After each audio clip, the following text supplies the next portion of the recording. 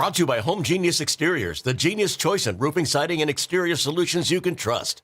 Call Home Genius Exteriors now during our summer savings event and get 50% off materials for your new roof. Plus 0% APR and no payments till 2027. Call Home Genius Exteriors at 855-UR-GENIUS. See website for details. As you make your way to work or school or wherever you're going this morning, don't forget today's the first Monday where you have to deal with the new game in town, that being the 77 southbound ramp to Opportunity Corridor now being closed, and it's going to be that way until mid-October. Jeff Thomas, Odyssey Cleveland Traffic. This traffic report is brought to you by Northfield Park Casino. More fun, more options, more rewards. Northfield Park Casino has more variety than ever before. Discover hundreds of new VLTs like Huff and Lotsa Dragon Spin Saga, Bomberman, and more. Northfield Park Casino, the place that gives you more. Must be 21. Gambling problem? Call 1-800-589-9966. Broadcasting from the 92.3 The Fan Studios, fueled by True North Convenience Stores. This is not the time to miss any Browns news. Get the very latest from Berea during our exclusive 2020 reports. This is the radio home of the Cleveland Browns. WKRK-FM and HD1 Cleveland Heights. We are 92.3 The Fan. An Odyssey Sports Station. 92.3 The Fan, 2020 Sports. This 2020 Sports brought to you by Jackson Comfort Heating, Cooling, and Plumbing, trusted for over 100 years. Call Jackson Comfort now for same-day service or book online at jacksoncomfort.com. It was the day after for Browns head coach Todd Monken spoke to the media on Sunday following Saturday's preseason loss to the Bears, 34-10. Got a look at both Deshaun Watson and Shedeur Sanders. Coach, and if some plays for the Bears were scripted on Saturday. Well, the opening script we did for Deshaun, and then when we get together at halftime, when we're able to go on defense to start the second half, it's easier because, hell, it's only 13 minutes at halftime to try and, all right, what are they doing? What do we want to stay out of? We did this past weekend come up with another script, basically what we liked for sure, Shedeur, but we did have the openers for Deshaun. Monken also said it would be unfair not to give Sanders the start coming Saturday against the Bills. Sanders and Watson going to split reps this week. Sanders will work with the ones today. Both expect to see some time with the starters in the joint practice against the Bills on Thursday. Guardians lose to the Padres 5-0. Tanner Bibee, 6 innings, gives up 3 runs, 7 hits. Guardians dropped 2 of 3 in the series. Guardians have lost 5 straight series dating back to last month. Cleveland, only 3 base hits, 2 from Jose Ramirez. Guardians shut out for the 11th time this season. The start of the game got delayed over 3 hours because of rain. Guardians right fielder Chase DeLauder left Sunday's game after 2 innings, sore left hamstring. Skipper Stephen Vogt said DeLauder felt some tightness before the game, didn't quite loosen up for him. Vogt adding that DeLauder's removal out of an abundance of caution. The hope is he's back in the lineup tomorrow night against the Giants. Guardians still collecting information on the status of reliever Colin Holderman. Holderman has been dealing with soreness in his right wrist in 49 games this season. Holderman has got an ERA of 2.39, and he's allowed only 4 of 24 inherited runners to score so far this year. Can now find 92.3 The Fan on YouTube. Subscribe to our YouTube channel. Get the best content from our shows each and every weekday. That's 92.3 The Fan on YouTube. Headline sports news every 20 minutes right here on 92.3 The Fan. From the University Hospital Sports Desk, I'm Jeff Thomas. Up next time with the Ken Carman Show with Anthony Lima right here on 92.3 The Fan.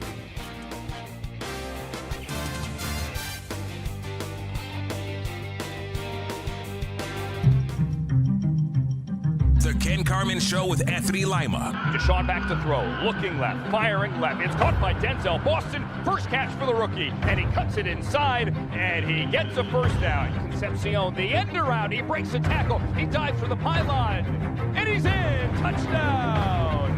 KC Concepcion.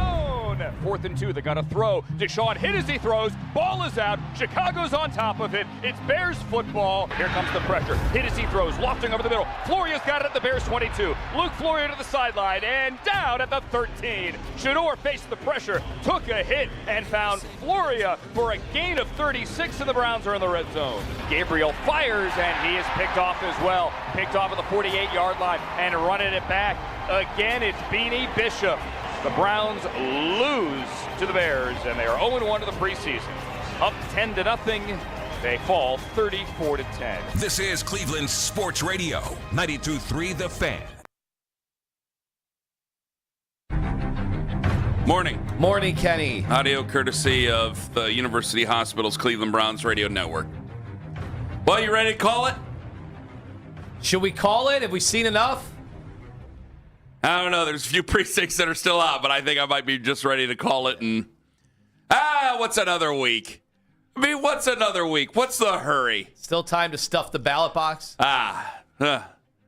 What's the hurry, I guess? But man, it was when I'm starting off the show with I guess and things like that, it's there we go. What'd you think altogether? Come on. Crazy thing is, I had a very low bar. I had a very, very low bar. And they still didn't even get to that bar, is what you're going to say? Oh, no. okay. I honestly, the quarterbacks, anyway. Honestly, in some ways, both of them did a little better than I thought they would do. Really? Yeah, that was tough because Did you think they were just going to not have arms and be able to, like, they weren't going to be able to hand off or take snaps? Honestly, for Shedeur, I mean, for Deshaun, yes. Deshaun, I had the lowest of low. Really? For the expectation. See, that part I didn't. I got to tell you, I wasn't overwhelmingly surprised with what he did on Saturday. I wasn't. And I'll tell you why. And this is going to go... this is going to get to be intrigue and nastiness. With him, you've been around for 9 years. You're playing against second teamers. You're playing against base defense. You should be able to complete decent passes. Sam Monson, he went into it a little bit. I know that the depth of target, not being afraid to drive the ball downfield's a feather in the cap for Shedeur. But when it comes to Deshaun Watson, there was a little bit of Tim in this there. It's the first time he's played in 2 years, for crying out loud. I mean, it's been how many days? Well, over 600 some odd days since he played in the NFL. That's a long time. So I think even though, I wanted the other guy to win the job. You notice how I said that, by the way. I wanted the other guy to win the job. I still have to take that into account. And so part of that, it's still like, hey, it's going to be basic pitch and catch. Go out there, pitch it. They're going to catch it, and off you go in the first half. And basically, that's, for the most part, that's kind of how it was. And when I say the wanted part, because I basically feel like, hey, but we can play it out for another week. Crazy things happen, but I think it's basically about a done deal, don't you? In all honesty, I mean, I'm not going to sit here and pound the table for something I don't feel to be realistic or anything like that. It just feels to me like, hey, probably a done deal. Shedeur will be the backup, and Deshaun will be the starter, and that's the way it's going to go. Well, especially if you look at what the schedule. I was very, very intrigued. Like, after the game was played, I'm like, all right, the next thing is let's see what the schedule is this week. I thought that was going to be major, and I think everybody kind of had a similar takeaway on, they're splitting the reps on Thursday at the joint practice in Buffalo, and then following that up with, Shedeur gets to start that preseason game, but he's not going to be playing with the starters. That to me sounds like it's done. That to me sounds like you wouldn't do that. You wouldn't arrange the schedule in that fashion if Shedeur still had a legitimate shot to really win the job. Because why wouldn't you want Shedeur to get as many reps as possible in game action with ones? And then don't forget, there's a short turnaround. Instead of the 7 days, it's 6 days.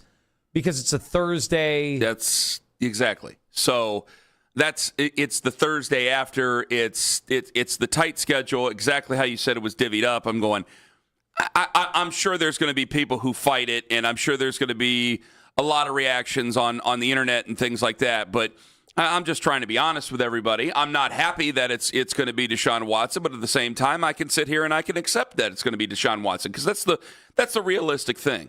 And I don't think that this is the difference. I don't think Deshaun Watson was just handed the job. I do think that there's a thing where you have to go out and you have to earn the job. And I think it was not the best job in the world to have to earn, but it was a job that I think that Deshaun Watson has all but been announced as the one who earned that job going into week one. Unless something terrible happens or something crazy happens or anything like that, I think that he's earned that job. Well, it sounds like you have as well.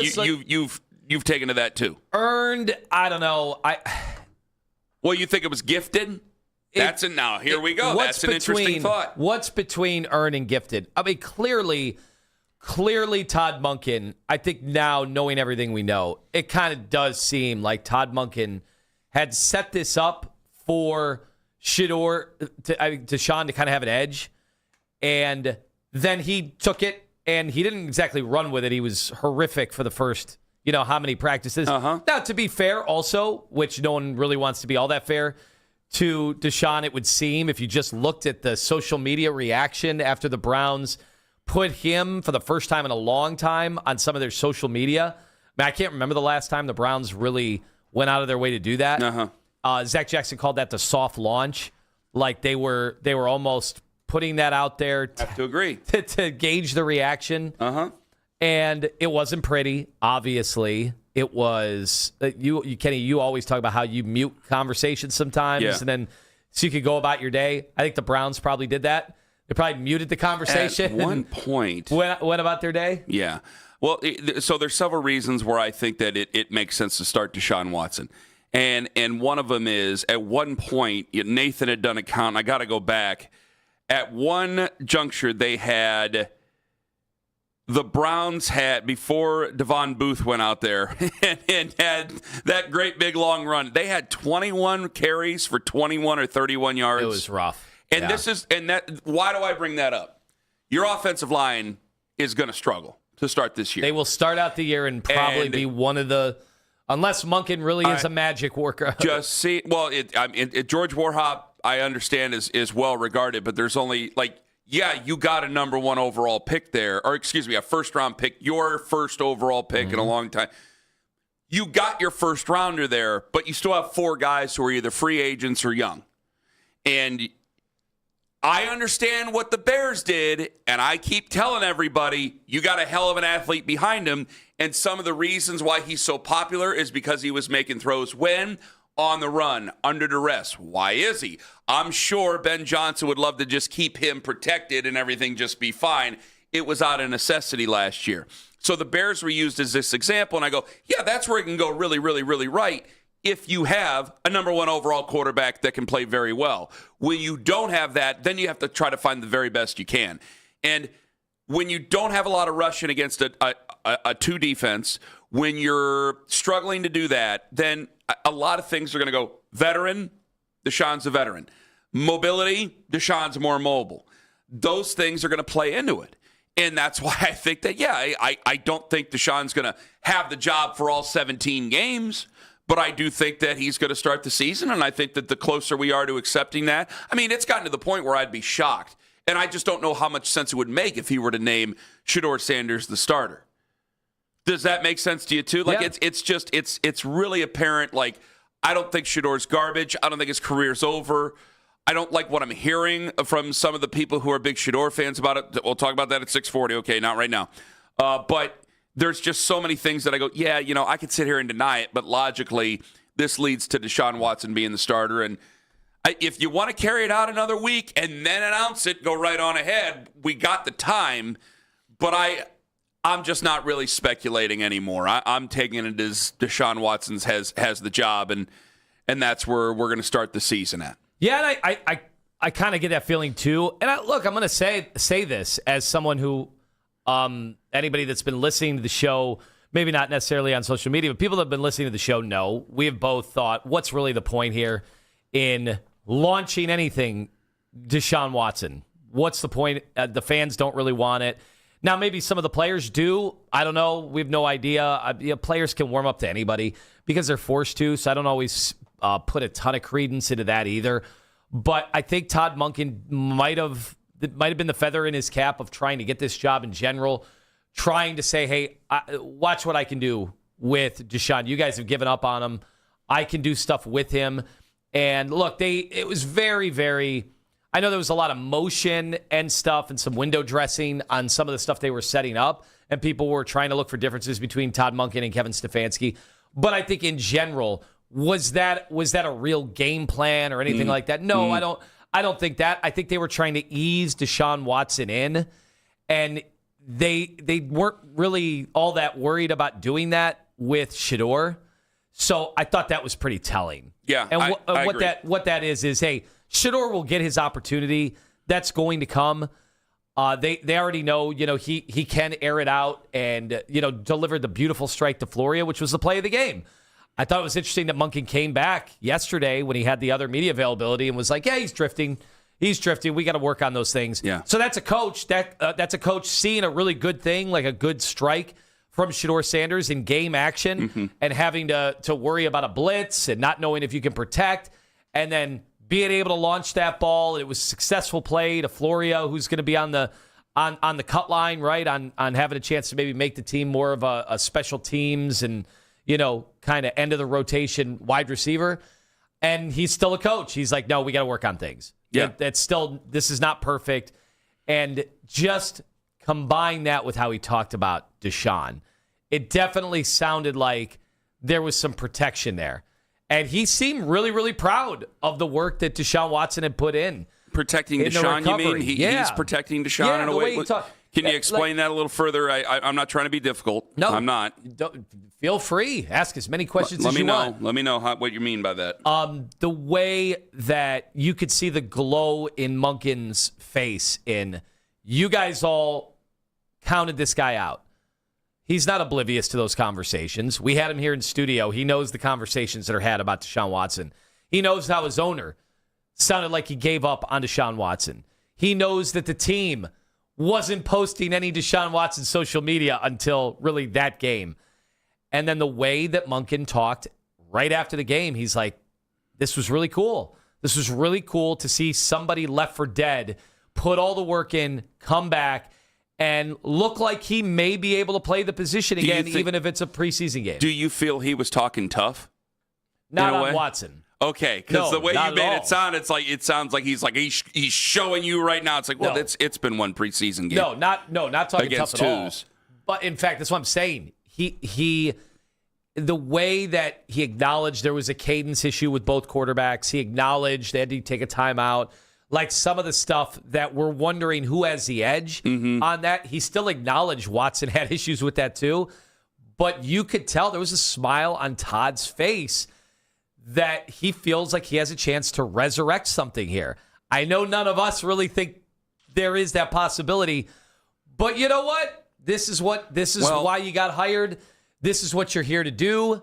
Let's see if miracles can happen. Fair. I mean, he's a coach, so fair enough. You got to think that you can draw blood from the stone, I guess, but I'm going to remain realistic. And I think the more that we watched... I'm not changing my win total for the year. No, but I think the more that we watched on Saturday lets us know that, you're starting. I got several of the texts from friends and people who are watching. It's going, hey, man, you were right. Our quarterback is in college. I'm like, yeah, he is.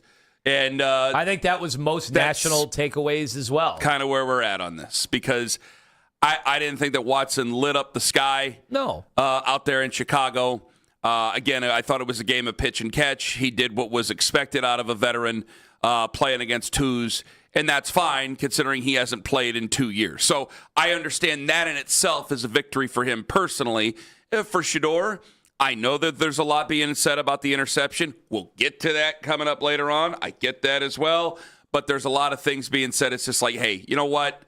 Maybe we'll get to a time here, and maybe by this time next week, because I think on the 24th is probably when it might officially happen, when they go, okay, this is who our starter's going to be. I think it's going to be Deshaun. This is who their starter's going to be, and then we'll go on about there. But some of the things that are being said already, as far as excuses, craziness, it's just like, man, this is a preseason game, the first preseason game against the Bears. The Bears weren't taking it necessarily too terribly seriously. We had to go in there and we had to focus on work. And I know a lot of conversation is going to be about the quarterbacks. The offensive line was certainly concerning. The lack of depth in the secondary it should be concerning everybody. But I also thought it was the sobering thing of what this season probably is going to be. Because at one point you didn't have any NFL experience out there in the third quarter. And that's a scary situation. If you're thinking that they're going to win, they're going to be a surprise, I should say. If you think that they're going to win 6 games or 5 games or somewhere in that neighborhood, it's, I think, accepting reality. 216-474-0092. Are you ready to call it for Watson? Based on what you've heard from Monken, based on what you saw on Saturday, are you ready to call it for Monken? And if you're not, do you dare say you're in denial? Because I think a lot of people thought I'd come in here and deny it. And I'm like, I'm not going to deny it. It was a fine enough performance. And I think that everything for a long time has been pointing to Deshaun Watson. 216-474-0092. Ken Carman, Anthony Lima, live on the Fan. Go to Peter & Company Jewelers.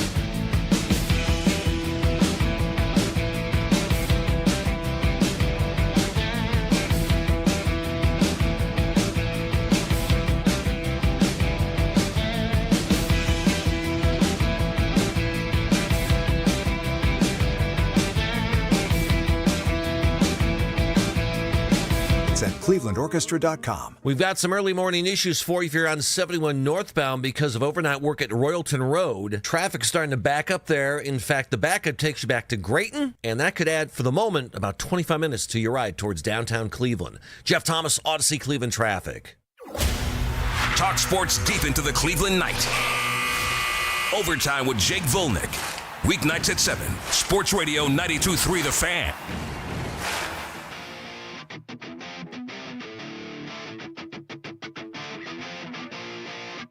I think we're going to go Shador Monday and Wednesday and Deshaun Tuesday, Thursday, but Thursday's really both.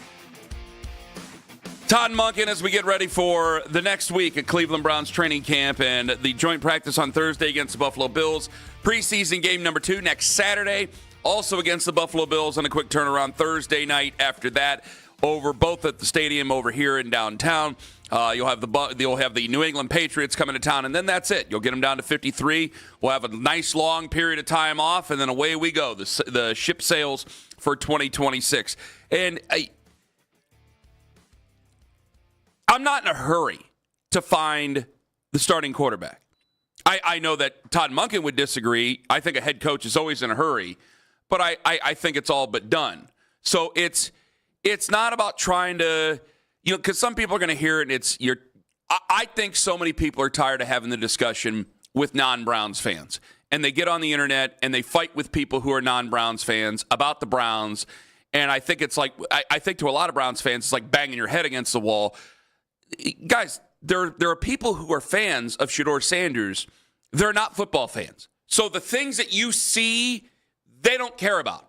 It's all mysticism and all types of craziness, and they just feel that he is their man, and he'll probably, and I'm sure you'll hear, they probably won't think he's got a fair shake. I think it's about as fair as it can be, because even though I feel like I've banged my head against the wall at times, it's like I don't think that this is set up necessarily. I think it's set up for a veteran to get the job possibly, but not necessarily Deshaun Watson of all the folks to get that job.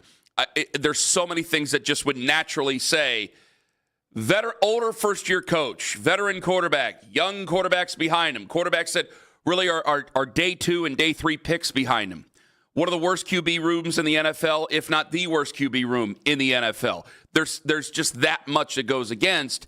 And I can say, listen, I don't know if Monken's going to start getting cussed out over this, but there's only so much you can do before we go, we got to be real. We got to get a season ready here. And you may like the other guy so much, but I got to go with somebody who's going to help me, give me the better chance to win.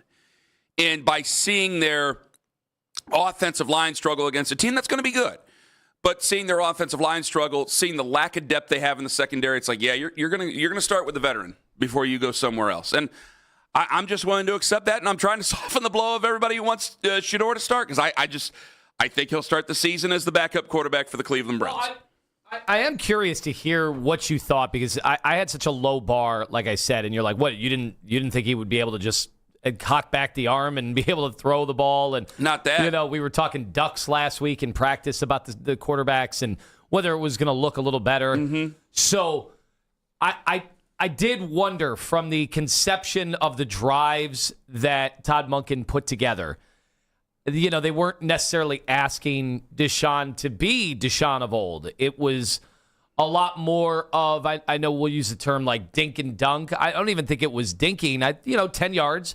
Yeah, everything was right around or just short of the sticks, and that seemed to be the comfort zone, and that's where he was there. And he got into a rhythm. I don't think until he's comfortable. Got hit. I think once he got hit and was shaking his wrist, I think you saw the next one was a duck. I also don't think he's comfortable trying to take shots down the field again yet, and I don't know when that's going to happen. There's after that hit. Immediately the texts were getting in, I shot putting the ball again. So here we go. Like, again, I don't think there were a few of those. I don't know if he's physically capable enough to take the punishment of 17 games. So we might get to week 2 against the Tampa Bay Buccaneers. It very well could be Shedeur Sanders against Baker Mayfield in that football game. That's why, there's so much that's going to be said, because I think Deshaun Watson's going to win that job. And I do think that there's people who, because of Shedeur's fan base, they've become very angry about it, and they might just want to say, cut ties, that's it. And I go, no, I don't think that Deshaun Watson will play very long. And so you have to cultivate something with Shedeur going, hey, you're going to be the backup. I need you to come into a football game, or I need you to get ready for a week that you're going to not be starting the entire season. I need you to get yourself ready and prepared as if you were going to start, because things are going to have to change. And hopefully by that time, the offensive line would have gelled a little bit better. Hopefully by that time, you get your secondary figured out on your defense, and you're able to help yourself out. With the exception of 3 guys, you get your secondary figured out on your defense, and away you go. You hope that that's going to happen. But hope and what really is going to happen are probably 2 very separate things right now in the 2026 season. You're looking in a setting like that, knowing it's not all fair and square, it's not all even, but to start out that second drive after they ran and it was 3 and out, to start that second drive after the punt return and then the 15-yard penalty immediately on the tripping, it's 2nd and 25, and I'm telling you, I think Todd took a lot away from that, even though it was only a field goal drive. The fact that 2nd and 25 in almost any setting that's the end of the drive. Or 1st and 25, I should say. That's the end of the drive. That's it. As far as the Browns, since we've been on the air, 98% of drives that start there with a 15-yard penalty.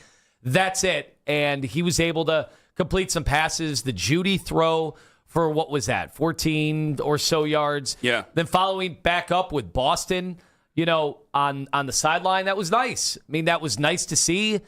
And I think, look, that's a start. Low bar. Can he at least have some command of, we talked about the differentiator, at least as far as Zach Jackson was concerned, this week in practice, was that they were able to move the ball a little bit better with Deshaun. Maybe Shedeur was a little better in the drills.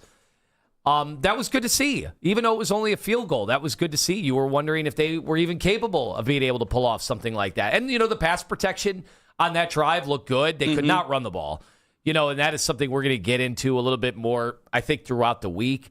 They have to be able to run the football, especially if it's going to be a conservative game plan like we saw with Watson there early on. Like, they got to be able to pound the ball, and they were getting moved back. So what is that going to be? And that's second-teamers. Yeah. That was not against starters. 216-474-0092. Scott and Vermillion, you're first up on the Fan. Hello, Scott. Hello. Good morning, guys. Morning, Scott. I wish you guys all the best. And the reason for my call, I want to make the betting public aware that if they bet the under on the win total with the Browns, they are going to double their money. I love the Browns. I want them to win, but I don't even think they're going to win a game. Now, wait a minute. Are you a tout here, Scott? Now, what if somebody bets the under and then they hit the over? Are they going to have to call you up looking for money in the middle of the night? Yeah, I'll give you my number when the phone call's over, but that's not going to happen. He'll give us a few free plays. He does live in Vermillion, where the Sharps are all at. Yeah, Wade Allen roots going through town. Yeah. All right, well, Scott, I mean, hey. So how many games do you think they're going to win then? I'm thinking 0. Oh, my God. Yeah, well. I love them. Trust me. I know you do. Sounds like I love them. I want them to win the Super Bowl, but I don't think they can win a game. I would run Kayshawn out there in front of those other 3 guys. It's not even. Oh, you mean Talon Green? Yeah, okay. Yes, that's what I meant. Okay. Well, Scott, you can combine like 4 quarterback names. Hell of a way to start the show there, Scott. They're not going to win many games, but their schedule is conducive to winning at least one game. I don't know if you can say they're not going to win any. I know they haven't before. How many people have changed their win total after just, Scott ain't the only one. I'm not changing my win total 6-6 no matter what, but I'm letting you know, like, I do think, there were some people who saw Saturday's game and were like, what the hell? And it's like, even though there were plenty of good things to see. There were plenty of, we'll get into the wide receivers. I don't think Quinshawn had much of a chance in that game at all, but, they didn't even really look for Harold Fannin. And so to think about, like, Jerry Jeudy, now, maybe not as a first option. Maybe it's a little more equal opportunity. Maybe he can fall into his role. Yeah, there were God. some good things that is good. to You're see right. there. But, listen, I'm with you on that. Like, it wasn't all bad, for the love of God. Again, Casey Concepcion showed a lot. Denzel, you mentioned the wide receivers. Your starting defense, I think, is going to be fine. The problem is that anything behind it just showed how thin you are as a franchise. And it's just prepare yourself for a season that probably isn't going to go that well. But I think a lot of people have. I don't think that anybody's being a dud or anybody like that. I don't know if Scott's going to get screamed at by people who are around him today as he goes to work because of what he said about how he thinks the season's going to go. I think a lot of people were prepared for this to not be such a great season. I mean, again, you look in that secondary, you look on that offensive line. That offensive line needs some time to gel. That's, again, another reason why Deshaun Watson should be the starter, based on what we saw yesterday or what we saw on Saturday. That, yeah, the veteran's there for the reason, and based on what I've seen, based on what we've seen from Todd Monk, it's like, yeah, he should be the starter. I wish I could say it was very, very, very close. Maybe I would change my mind. In the 30,000-foot scheme of things, you would maybe hopefully change your mind. But if you're looking at a guy who's tasked with winning games and as many as soon as he possibly can, yeah, it's probably going to go to Deshaun Watson. So these are things that I'm just willing to accept. 216-474-0092. All right, I'm going to get to some of you guys. Are you ready to call for Deshaun Watson? And if what we're being told is really true, that's the worst thing you could say for Shedeur Sanders. Ken Carman, Anthony Lima. Take us with you to work in the free Odyssey app, where Daryl Ryder will join us at 8:20 this morning on The Fan. It's Anthony Lima for Van Scoy Hair and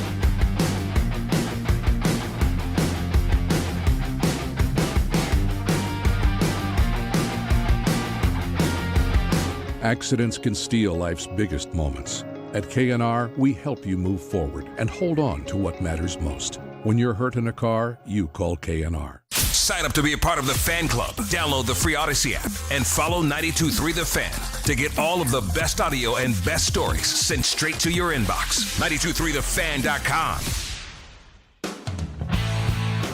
It just felt like another day at practice. Even this week being on the road, communicating with the quarterback room and just talking ball and everything, I was able to unlock another point of view and be able to see things a little differently. So that's what I was excited about, being able to get those different point of views from everybody in the quarterback room that has experience. It was great. Ed Shador talking about everything that went into the Chicago game and everything else. We have a great, giant announcement. We can't tell you about it. It's going to be fun. And it's coming up at 9 o'clock. Now you can be a part of it. It's going to be a lot of fun. We're going to have a lot of fun, aren't we, Tone? I think so, yeah. You better have your fun pants on. All right, that's all I can say. 9 o'clock. What about my fundies? That's on you. You weren't able to go to the feast. Speaking of fun, you weren't able to go to the feast yesterday. No, went on Thursday and Friday. Weather was terrible yesterday. I guess it poured over there. We didn't get anything. I was down. We were going to come to the game. It was, you couldn't see, and 5 feet in front of you on the road. Oh my goodness. We went home. We stopped and ate, and we went home, and it looked like it hadn't even rained. And then we ended up coming back down to the game. And then we left early because, you know. I went golfing with my neighbor yesterday. Season's over, guys. Well, I was going to save that for later. It's fun. Can we just get past the Giant series starting tomorrow? Is that just, or am I just being an idiot? It's a Giant series. Is it? They're 5 games under 500. They're 6 back. Yeah. I wanted to say 5 ago. I think I'm miscounting there. They're 6 back. What, you ready to do it or not? This. What's another week? Yeah. But I just don't want to be sitting there in denial of anything this week. Like, if I sit there and go, no, Shador's still in it. If I sat and made a big argument for 40 minutes saying Shador's still in it, would you guys say I'm in denial? Be honest with yourselves and be honest with me. If I were to sit there and go, this is still an open competition, would you say I'm in denial? Would you be getting texts from Keith that this is a Guardian's point? Would you be saying I'm in denial? You said yes. Would you say I'm in denial? I don't know, man. Do you believe Todd and what he's saying in these press conferences? What he said on Zoom yesterday? As far as he's really giving off the air of he still hasn't made a decision. He's still keeping it open. Okay. I mean, it's not. It felt like when Kevin did it, it was you could see past it pretty easily. It was also 6 years of that, right? We're still in a. Let's think about it like this. It's only been one preseason game, and that's a great point you just made. Now, see, damn it, I wanted to make a Guardians point here. That's the first time he's ever spoke directly after the game. Yeah, that's true. In his life, and I thought the guy that I thought we were getting in training camp was a guy that was going to come in, not pissed off, but a little fired up about the miscues and turnovers, and he came in and he goes, "Who cares? It was practice. We didn't even game plan for Chicago." They said it was fun. Hold that thought. Yeah. Hold that thought for just a second. Do you think that the majority of people listening would say I'm in denial? You would say yes, right? Yes, denial. Okay, so if I'm sitting there saying on the same the sentence later that the Guardian season isn't over, how many people feel I'm in denial? I'd rather be in denial, quote unquote, about the Guardian season. It does seem like the fan base. The difference is. You've had over 100 example of the Guardians this year. That's a good point. I have to grant you that. Of the Browns. A hell of a point you just made. But I'd rather be in denial about the Guardian season because the schedule does open up a little bit for you. I mean, goodness gracious, I think you got the Angels on that schedule later on, and Oakland or whatever they're calling Oakland now. Colorado's still there. Yeah. Colorado's still there. So, yeah, I'm not ready to do it just yet. But I got to tell you, it's on death's door. I mean, you got a month left in the season. You're 5 under 500, and you're 6 games back of the division. It is very bleak. And by the end of the week, I mean, you got to win all these series against all these bad teams. And by the end of the week, we could be saying something different. So I'd at least like to wait until Friday before I put the nail in the coffin. 5 teams ahead of you, just in terms of battling for the wild card now. And that's not fun. Not fun at all. Did they add a bunch of new wild cards that I don't know about? I think we're at 3. Will they be? Well, we're about to have a work stoppage. Can we have like 8? Yeah. Just throw a few more in. Everybody gets in. I mean, goodness, if we're not going to have baseball for what it seems to be maybe the next 5 years, you might as well let them all in and let's see what happens. Who was the conference basketball tournament this year that went to the everybody has a chance, you just have to win one to advance, win one, and you can play like 7 games? I don't know. I have no idea. It was the Sun Belt. Of course it was the Fun Belt. Of course it was. There we go. I'm holding out hope, but it's getting bleaker and bleaker, and I can feel it where, like, I watched a game on Friday night, and it was a bit of a chore. And that was a game that I'm looking forward to seeing some of these opponents come in. Like, I never had a real problem with the Giants, I don't think. I'm kind of interested in them. Now, they're terrible, but it's becoming a little bit more and more like, all right, sit down, watch it, let's get going. And there's so much that's just frustrating about it. And there's guys there that I love. They do it. I mean, yesterday, the stuff with, I don't know what's going on with Rugi Odor. You can't bring him back as the third base coach. I think that we're looking for the silver lining. I know Bazana has slumped a bit, but his defense has gotten better, so that's at least one positive that we can have out of that. It just seems to be such a season that is getting ready to be lost. But I'm not ready to call it a season just yet because you got some real slop in front of you. And I'm sure they may think you're pretty sloppy, but damn it, you got some slop in front of you and the division isn't that bad. So while this is a bleak situation here for the Guardians, give me till Friday. And then fine, we'll go ahead and we'll put a cap on the thing and we might call it. Or hopefully maybe there's some signs of life here against the San Francisco Giants, who are poop. 216-474-0092. All right, we got Daryl coming up at 8:20. Now, going back to what you had just said, Owen, because I think you hit on a hell of a point. I think he's trying to be to be as open-minded as possible, but I just don't understand how you could be 3 weeks away from the season really getting going, and he's still so open-minded. It's still an open to. I think he wants Shedeur to surprise him maybe, and keep it competitive and keep guys grinding away and not giving up on it. But you got to think by now he's got a really good idea about who he wants to start, and I think who he wants to start is Deshaun Watson. Yeah, it's kind of what the thought had been. You know, when we were wondering if a week ago it was time to call it or whatever after Deshaun just had 2 good practices. Remember, he had 2 good practices, and if you read the tea leaves and you saw the window, you looked at the timeline of how the preseason and the one joint practice had been set up, we were wondering if, this really was set up, that if Deshaun Watson just looked good enough that he could win the job. And then he came out and played good enough. Like, there was still plenty of bad. Like, there was still some questionable throws. You're wondering about pocket presence, especially when the backups came in the offensive line. I almost wondered if Todd was like, can we make it to the end of the first half?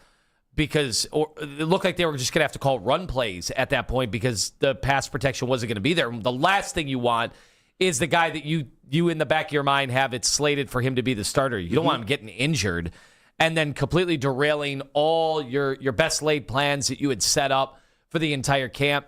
So that was looking a little helter-skelter. But yeah, it does look like it's set up now for Deshaun Watson. He did play well enough to be the starter, and I think we're kind of there. Big announcement, 9 a.m. You got to be hanging on every word or you shall be lost. A dangerous one at 8:20 this morning. I want to ask him his perspective of preseason game number 1. And if what I'm being told is true, the worst thing that you could possibly say about Shedeur for this season is being said by his biggest fans. That coming up in 5 minutes on The Fan. I'm a big fan of North.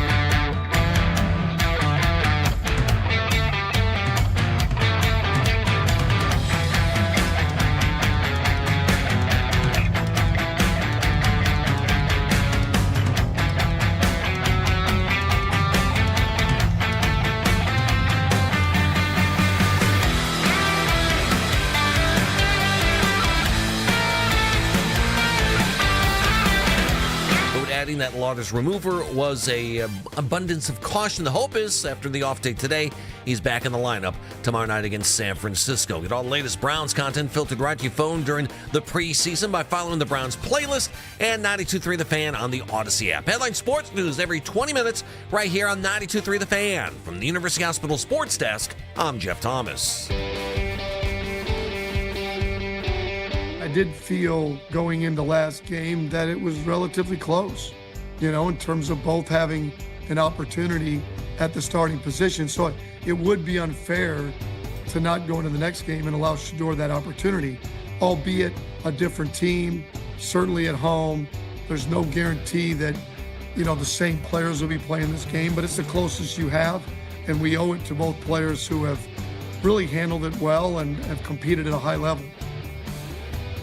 That's Todd Monken talking about its quarterback competition for the Cleveland Browns, 216-474-0092. He says he's, while encouraged, still doesn't seem to be ready to make his decision on Browns QB. I'm not ready to say it yet. Plan was always to get through the Bills game, switch up who was going to start, who was going to play in the second half, and then we'll go from there. Well, Every day is important. He might not be ready to say it, but I think he's ready to think it, and I think what he's thinking is Deshaun Watson's going to be his starter. Now, I think that while, I want to see Shedeur Sanders take the job, I want to see him take the job. And if he can't take the job, then, I guess we're just going to have to go back to the drawing board now, aren't we? Because you're going up against a quarterback that's not very popular with the fan base whatsoever. You're going up against a quarterback that really just means a lot of bad memories for Browns fans. But he is still a veteran, and when you have a new coach in there, there's things that maybe a veteran can do that a younger guy really can't still. And I think it's going to be another year of struggling for this offense. I think that a lot of it's going to be some bare-bones stuff. I think that we're going to be frustrated again by this offense. I'm nervous about the secondary depth. I've talked to you about that twice now in the first hour in passing. I'll get deeper into it with Daryl coming up at 8:20. But one of the things that I think I want to bring up here, and I want you to explain it to me if you can over there. You said you picked up a lot of Shedeur fans who were saying that he's not a backup quarterback. The guys. And these are fans of Shedeur Sanders? Yeah, the guys that make the most noise, and some of them have been a part of his team, in the past, have been on his travels, doing all the video stuff that they do. They have not been happy with Todd over the last week when they thought things were tilted. And, we had brought up, clearly things did get tilted a little bit. There was always that one day when all of a sudden we noticed the patterns were disrupted a little bit. We wondered whether to make a big deal of it. And Mary Kay, had reported that it looked like Deshaun had maybe an edge based on the reps. Then all of a sudden Dylan Gabriel was getting some of the 2 reps on the days that, Watson was the starter. So it was very interesting how things had maybe changed a little bit. But those individuals were, commenting that, when you throw Shedeur in off the bench like that's not really a strength of his. That's not really where he's at ease and most comfortable. He's not comfortable he's not comfortable as a backup? Yeah. Yeah, maybe he's not built that way. Not built to be a backup? Yeah. Okay. So he can't. I'm not following here. So explain, because you said this to me and I went, what the hell are you talking about? And I'm still not abundantly clear on this. So he can't. So there's no point of starting him week 3 when they come back home if he doesn't get the starting job week 1? Well, no. Is that what you're trying to tell me, or what is this? I think this is a lot of the same mindset of if he is not going to be able to win this job, that they'd rather the Browns just move on from him and get him somewhere else where he can. Where? That I don't know. I don't know how many job? teams. I don't know how many teams he'd really legitimately have a chance to win a starting job in the NFL. Right. When is he going to win that job? So if he got cut right now, say they did something right now, what job is he going to go into and take right now? Nobody's hurt. Who's hurt? There's a couple guys who are not going to start this year. Like Carson Beck wasn't going to start the season.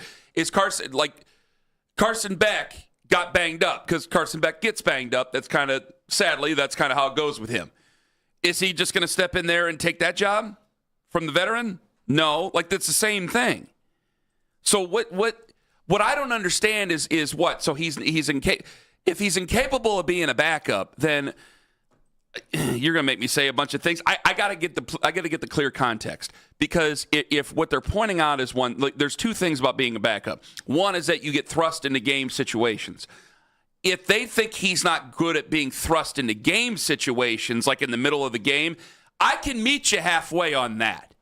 Because you get thrust. Okay, the Owens giving me a point there. I think that's what it is. All right, I can meet you. Him not, if he's not going to start the game, just don't even suit him up. Well, now maybe week 3 he starts the game and he knows it going in, and then then he's good. I don't think that very many, if anybody, likes just to be thrown into a football game if a guy is hurt. There's a lot that goes on to it. It can be tough, and I do think there's such a thing as rhythm and working yourself into a rhythm. I think that you can be better in the second half than you were in the first half, certainly if you're learning about the defense that you're playing against and you can go back to the sidelines. That's what we talk about when it comes to unlocking a defense, where, everybody wants to score on every single drive, but when it comes to, an actual game, the first drive, that's why they script the first 15. I want to see what you saw of us on tape. I want to see what you've really been keying on with us on tape. That's part of, the look at it sort of thing. That I can understand. So if that's their point, Anthony, then I guess I've been led down a bit of a primrose path there to go shooting my mouth off. I want to make damn sure about that, because I can sympathize with that point of not being wanted to be thrust into a football game and having to warm yourself up very quickly. But if we're talking he can't be a backup and he has to start and he has to be the guy, well, no, you're entitled to nothing. Absolutely nothing. Well, if he were a first-round pick or something like that, I guess he could be entitled to something. But some of this stuff we got to face facts and we got to face reality here. It's the worst quarterback room in the NFL. It's an opportunity. That's why Dylan Gabriel got some sort of conversation and consideration. And boy, you saw how that started to work out there on Saturday there. That's where the quarterback room is. So I'm not going to sit there and say things that I don't believe and I don't believe to even be true just because I like his dad and I like him and I want him to play. If he can't do it, he can't do it. Well, don't we have to, once and for all, as much as we were excited about, hey, Shor's going to have a chance. He's going to have a legitimate chance to win the starting job. And I do think he had a chance. Now, I don't know how fair the quarterback competition is. Remember, we had the Lewis Riddick comments from last week that there really is no such thing as a fair quarterback competition. There's not enough time. There really isn't. The schedule that you're on, how many moving parts, and then you face the reality of trying to build chemistry with wide receivers. And that's more paramount than giving a fair shot to a quarterback in a situation. At some point, a coach just has to kind of pick the guy and go with them. There really is no fair and balanced quarterback competition. No. There just really isn't. This is where I thought that this might have the best chance to be fair, because your fan base doesn't really like the other guy. And I think that they're cognizant of that. And I think even to a degree that Todd Monken's been made cognizant of that. But he's got to do what's best for winning. And if he feels that the veteran is best for winning, and there's a million reasons why you would naturally feel that way, even beforehand, there's no such thing as no preconceived notions. I'm sorry. It's impossible. He's been around the league for so long. He's been around the game for so long. It is impossible for him to go in without any preconceived notions. So the whole thing of fairness and, that's out the window. That's crazy. But this is about as fair as he was going to find in the NFL to be the starting quarterback. The only other place I could think of might be the Jets, but are the Jets going to take him this week? Say they were going to go, you know what? He's not going to start here. A change of scenery. He'd rather have a change of scenery. We're going to go ahead and we're going to move on. Okay, fine. If you want to do that, that's okay. But I don't think he's just going to MetLife and he's going to start ahead of even Geno Smith, who's at the end of his line. You're still going to have to get acclimated and play, and 3 weeks from the start of the season is a lot closer than a lot of us think. Is there at least a little bit a part of you, even if you were dead set against even giving Deshaun Watson an opportunity, certainly dead set if it looks similar, then the tie should 100% not go to Deshaun Watson. And I think most of our fans have been in that camp. Is there part of you that likes the fact, never mind who the player is, likes the fact that Todd Monken is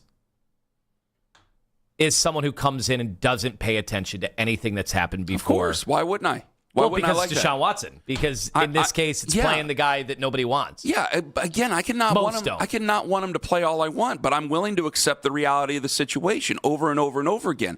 And while I might not like it, I'd be happy because I do think it would be the head coach's decision. Now, Sam Monson disagrees with that, and he has a couple of reasons why, but I don't certainly. I'm a lot closer to the situation than I believe Sam Monson is, no offense to him.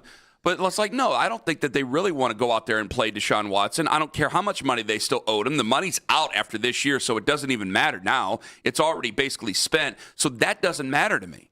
As far as any of the other stuff, I would say that it would be, if you were looking at anything but on the field, I would say Shedeur has the upper hand. But if what we're getting and what we're seeing is all real, and it's real here, then yeah, I believe, and that's fine, and I support Todd Monken in his decision to make Deshaun Watson the starting quarterback. Now, if he goes out there and sucks, and Shedeur eventually takes over the reins, and Shedeur does that well, then yeah, I got to answer for that, supporting him in that decision, because now I got to feel worse about my head coach not really knowing who to look at when it comes to the starting quarterback. That's a lot to say in a short amount of time here. But as we sit right now, yeah, your head coach should make the decision. I think the head coach is making the decision.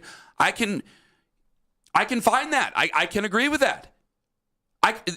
You can want everything you want, but if it's not going to happen, if it's not true, then you have to be able to accept reality here. That's what I'm trying to do, is accept the reality that Deshaun Watson is the starting quarterback of this football team.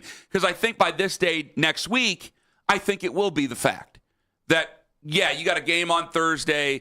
Maybe he plays, maybe he doesn't. I just find myself very skeptical that this would be an open competition until next Thursday against the New England Patriots. Then you would make your decision.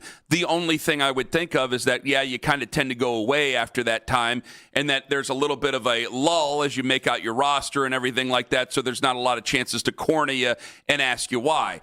But you still have to go out and do it before the first game. You still have to talk to the assembled media. So I think there's still going to be plenty of things that they'll have to explain. And yeah, I'm sure some people are going to be upset. That's the way it goes. But damn, I do want them to try to win football games as much as I don't think they're going to win them. And so, yeah, I'm fine with Todd Monken doing it, Anthony. So I know I'm answering, you're giving me the deposition again, and I'm answering all your questions. I hope I'm answering them as truthfully as possible there. Am I doing it? I think so. Yeah. All right. 216-474-0092. All right. I do want to know from Darryl Ryder some of the things about the secondary, some of the things he thought about the offensive line. You know, maybe I should just listen to it, but when it happened so many times last year, I just get tired of looking for excuses. Is what a former quarterback said after Saturday's game just another excuse for number two? Ken Carman, Anthony Lima, live on the Fan.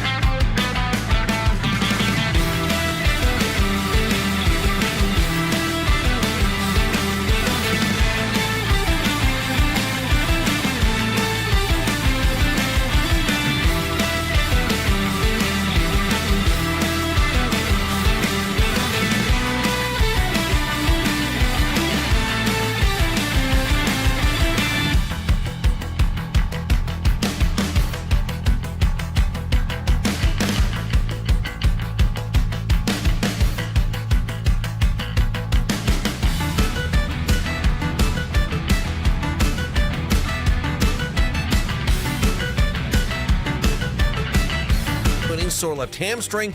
Skipper Stephen Vogt said DeLauder felt some tightness before the game, didn't quite loosen up the way they'd hoped. Vogt adding DeLauder's removal out of an abundance of caution. Can now find 92.3 The Fan on YouTube. Subscribe to our YouTube channel. Get the best content from our shows each and every weekday. That's 92.3 The Fan on YouTube. Headline sports news every 20 minutes right here on 92.3 The Fan. From the University Hospital Sports Desk, I'm Jeff Thomas.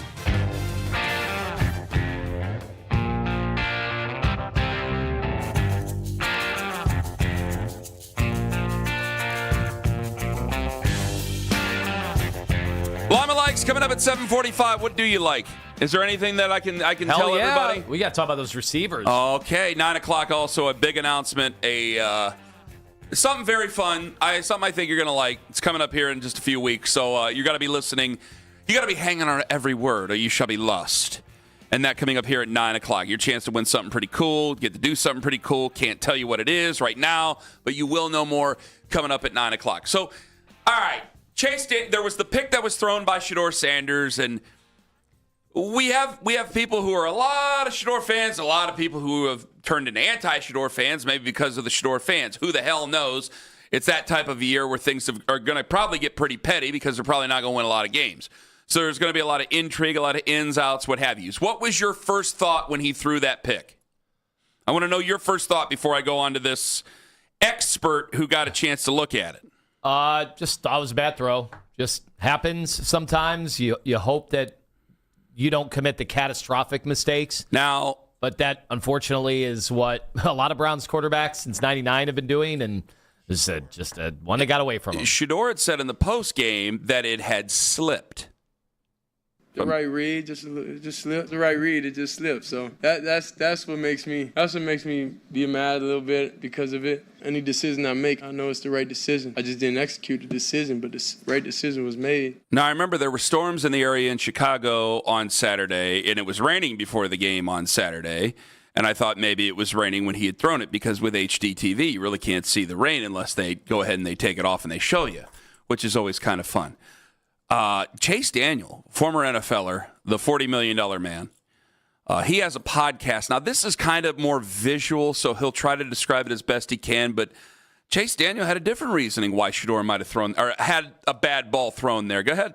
All right, so a lot of people are wondering about this interception from Shedeur Sanders. It's pretty bad at first look, but not so fast. Look, here's slow-mo. And I noticed this watching it about 30 times. Watch this ball flip right there. You see how he flips and spins the ball? Well, a lot of times what happens is when you are playing quarterback in the center, this is like third, fourth quarter, is just dripping wet. His butt's just dripping wet. It'll drip down on the ball. And when they snap the ball back, I've had this happen before. You can catch it in a certain way. You see him spin it once. He actually spins it twice right there because the ball is either drenched where your thumb is. And that's the biggest thing. If your ball is completely dry, but just drenched where the thumb is, good luck throwing that. I guarantee you there was some type of wetness on the ball. He tries mid-drop to spin it, which is really impressive. But as soon as that thumb hits and it gets wet, man, good luck throwing the ball. So I'm guessing this ball had to have slipped. There's just no way that it can be that bad of an overthrow. One,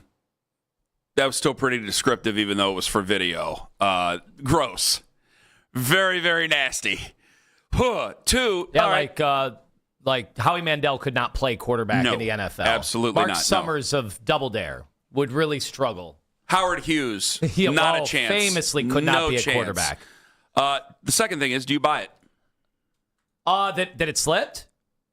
Well, do you buy Chase Daniel's reasoning and the slipping and everything? Sure. The balls get wet. Balls. It happened. I'm sure.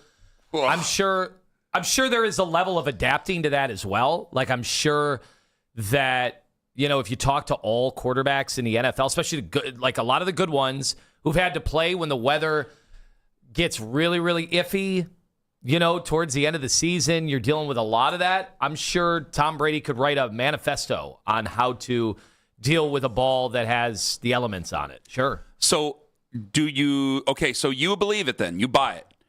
But you also told me there were a bunch of people hammering Chase Daniel for his explanation. Yeah, because it just sounds like you're making excuses. So this is where the history plays into things. If this were last year, it would be certainly much more believable. It's not that it's not believable. It's not that it's not the truth. I don't think that Chase Daniel has any dog in the fight other than just trying to explain what the situation might have been. Not ripping Chase Daniel here. But when you tell me that a bunch of people are hammering Chase Daniel for that opinion, I'm going, all right, where's the source coming from? Why are they doing it? Probably because there was a lot of crazy excuses that were made last year and then made during the offseason for this stuff. I mean, you see some of the stuff that's said. I mean, some of it's pretty fantastical. So when you get to something that's actually plausible, where it's like, hey, might have been a pretty wet ball, slipped on him a little bit. Well, he says in the post game it slipped on him. Like, yeah, right read, it just slipped out of my hand. Yeah. Like, okay, but when you hear so many crazy things over the last calendar year, it tends to make you not believe what anybody has to say in terms of any excuse. It also becomes the boy who cried wolf, or in this case, the boys' social media buddies that cried wolf.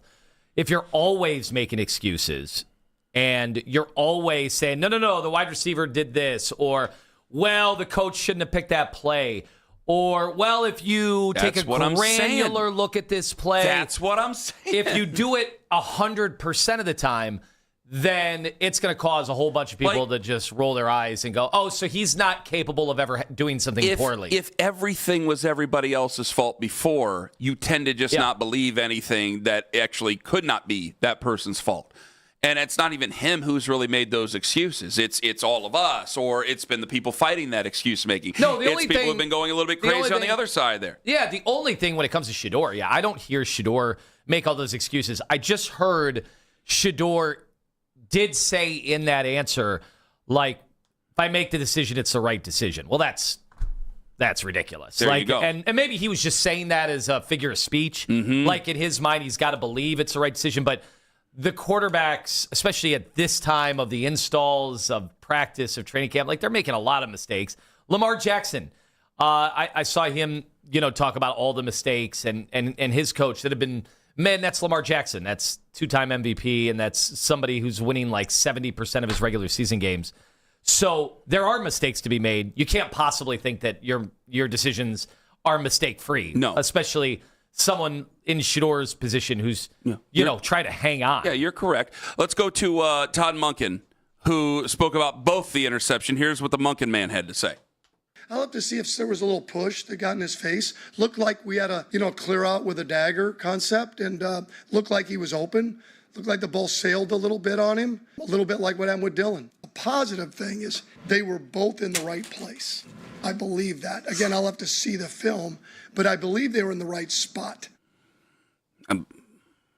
Thoughts? Yeah, I don't think there's anything. Didn't think it was bad. Didn't think it was damning. I don't think there's anything controversial there. You're going to miss throws. The problem with Shedeur is his mistakes are catastrophic.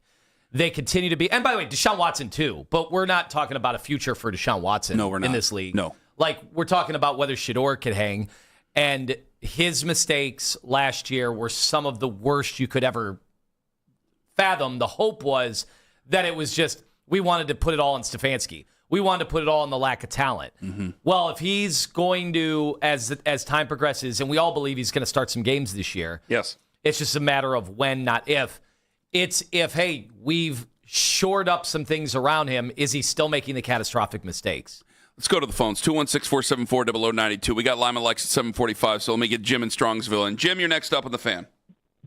Guys, it's just another excuse. I mean, gee, what, now we have a quarterback that can't throw a ball that's wet? I mean, that's part of the game. You got to be able to throw a ball that's wet. You can't just throw a pick every time the ball is wet. And the other thing is, like, all this excusing, like, well, Shedeur's playing with the second team. I saw a heck of a lot of young quarterbacks, first-year quarterbacks, rookies, look really, really, really, really good against the second team. If you can't look good against the second team, and that for Chicago might have even been a third-team defense, I'm sorry, guys. Listen. Well, the second thing you're saying, you're saying I don't disagree with. The first thing you're saying, I don't even disagree with. But my question is, would you have been so steadfast against it had this been said last preseason instead of this preseason? Like, we've had a year of a lot of crazy things being said to lead up to us just not wanting to believe anything could not be his fault anymore. Probably would have, but you also look at it. You're right when you say catastrophic, Lima. Look, the guy also fumbled a snap. I mean, at some point you got to stop. The big mistakes got to stop. You've got to be able to dominate. I mean, it's just, look, I'm just tired of it. I'm going to go through the motions this year. I know you don't want to hear this. Go through the motions this year. Get the quarterback. I see no path to winning games with these two at quarterback. I'd be willing to go with all three. I mean, if you want to throw the other one in there. I think you're saying the quiet part out loud there, Jim. Thank you very much for the call. It's not necessarily about going through the motions. It's like you hope against hope, but there's so many things that you saw in I'm talking roster building stuff. There's so many things you saw in the first preseason game going, yeah, they're not ready to be a really competitive team.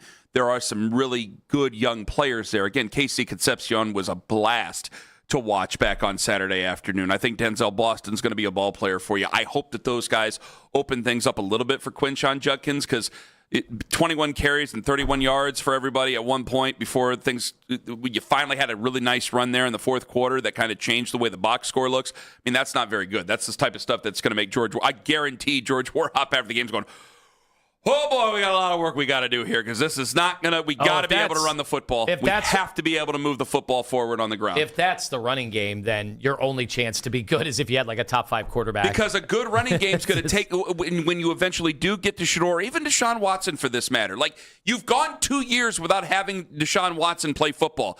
What's going to make him the most comfortable? Yeah, you want to get into a rhythm throwing the football, but if you don't trust the guys that are in front of you, you're going to have problems there. If you're able to run the football, it at least keeps a defense honest instead of you starting to see ghosts. So that should frighten people.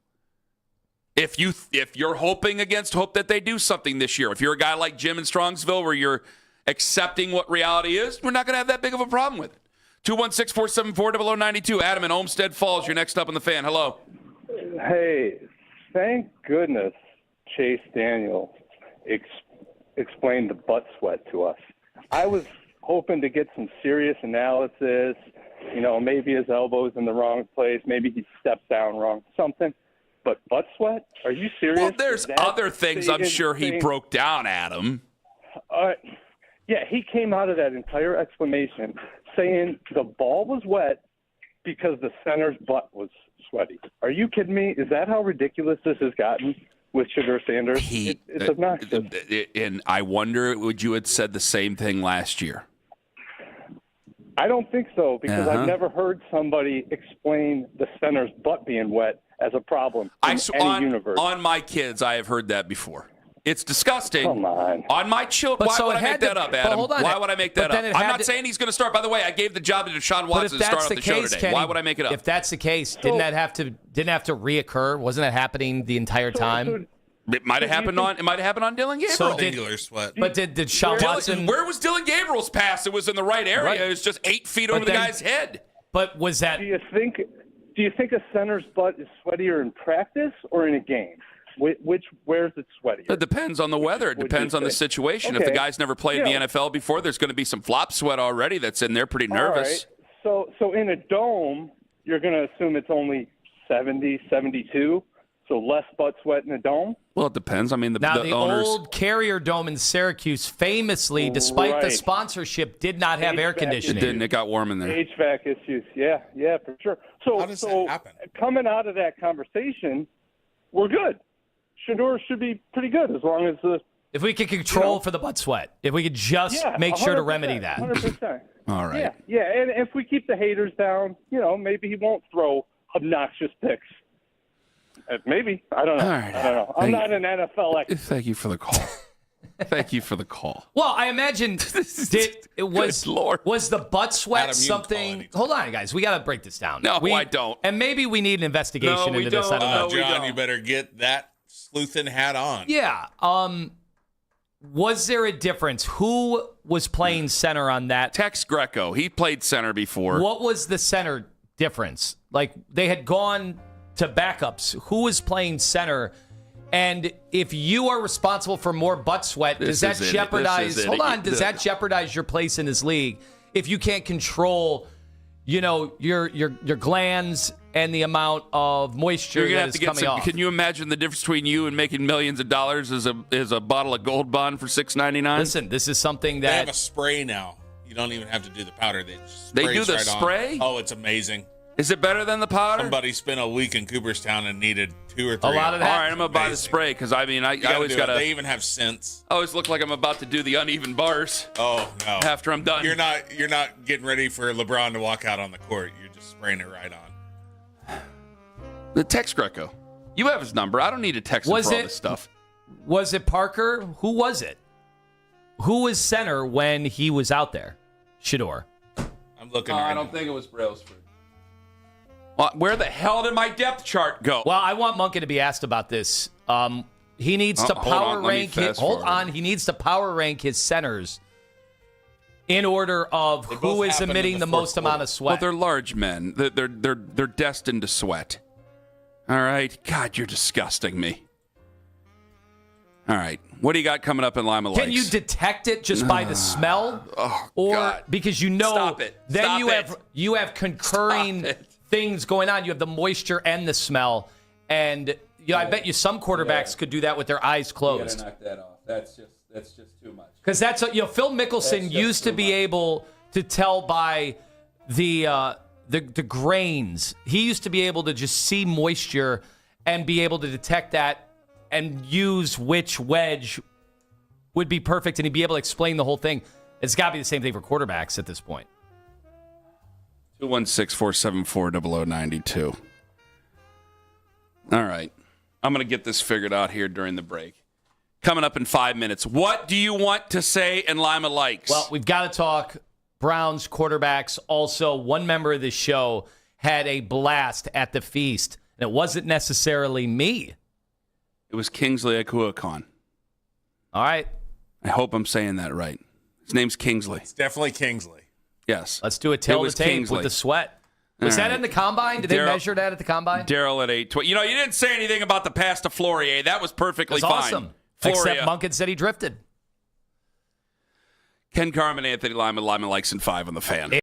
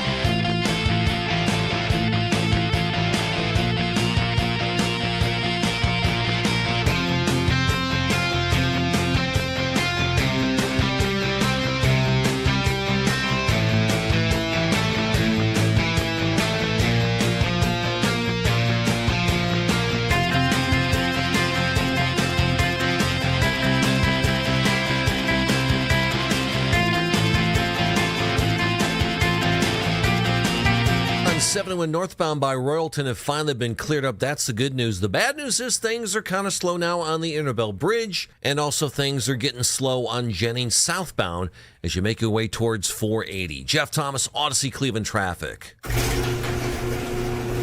Leave the garage door open and turn up the fan. Spend the summer with your home for Cleveland Sports Talk. 92.3 The Fan. Does Lima like or does Lima no like? Like? Tell me likey. I'm liking it. I like it a lot. No like. He doesn't like you. I don't like you either. You're tacky and I hate you. Like or no like. No like or no like. But I definitely knew what I liked, and I definitely knew what I didn't like. I know they got technically blown out of the preseason opener. Who cares about any of that? There is something to get excited about when it comes to the Browns. Lima likes, I think. That would, of course, be wide receiver play. Who'd have thunk it? Our long, lengthy local nightmare has maybe come to an end. Do you actually have a wide receiving core that's not one of the worst in the league? There was good from Denzel Boston. There was good from Jerry Jeudy.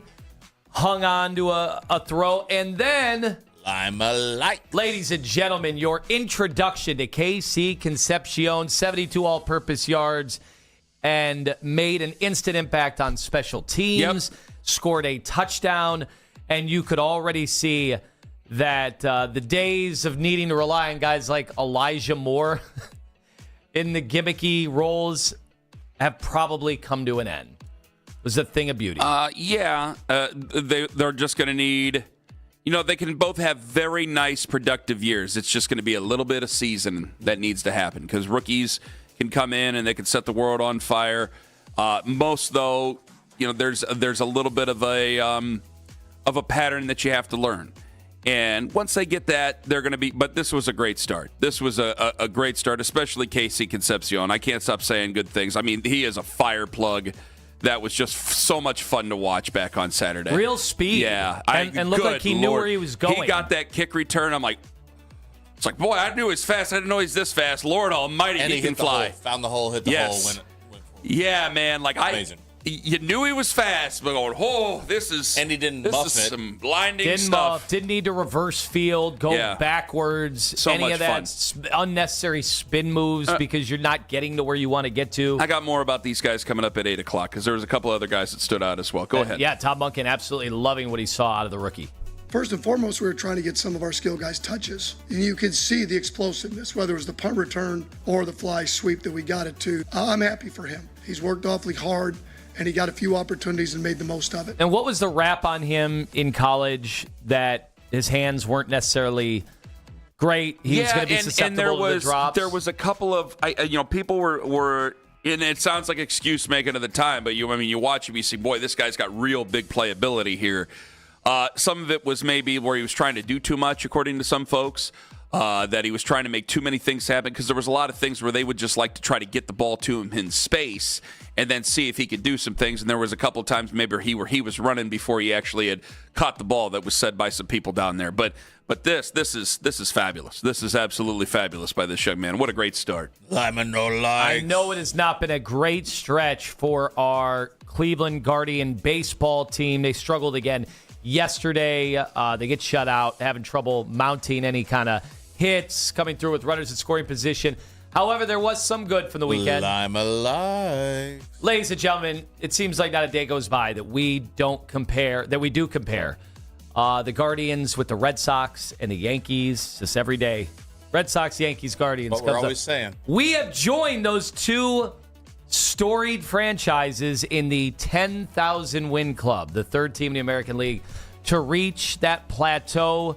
How big of a feat is this for the baseball team and all the fans? It's nice, especially when you consider the down years that we had in between the 60s and the 90s.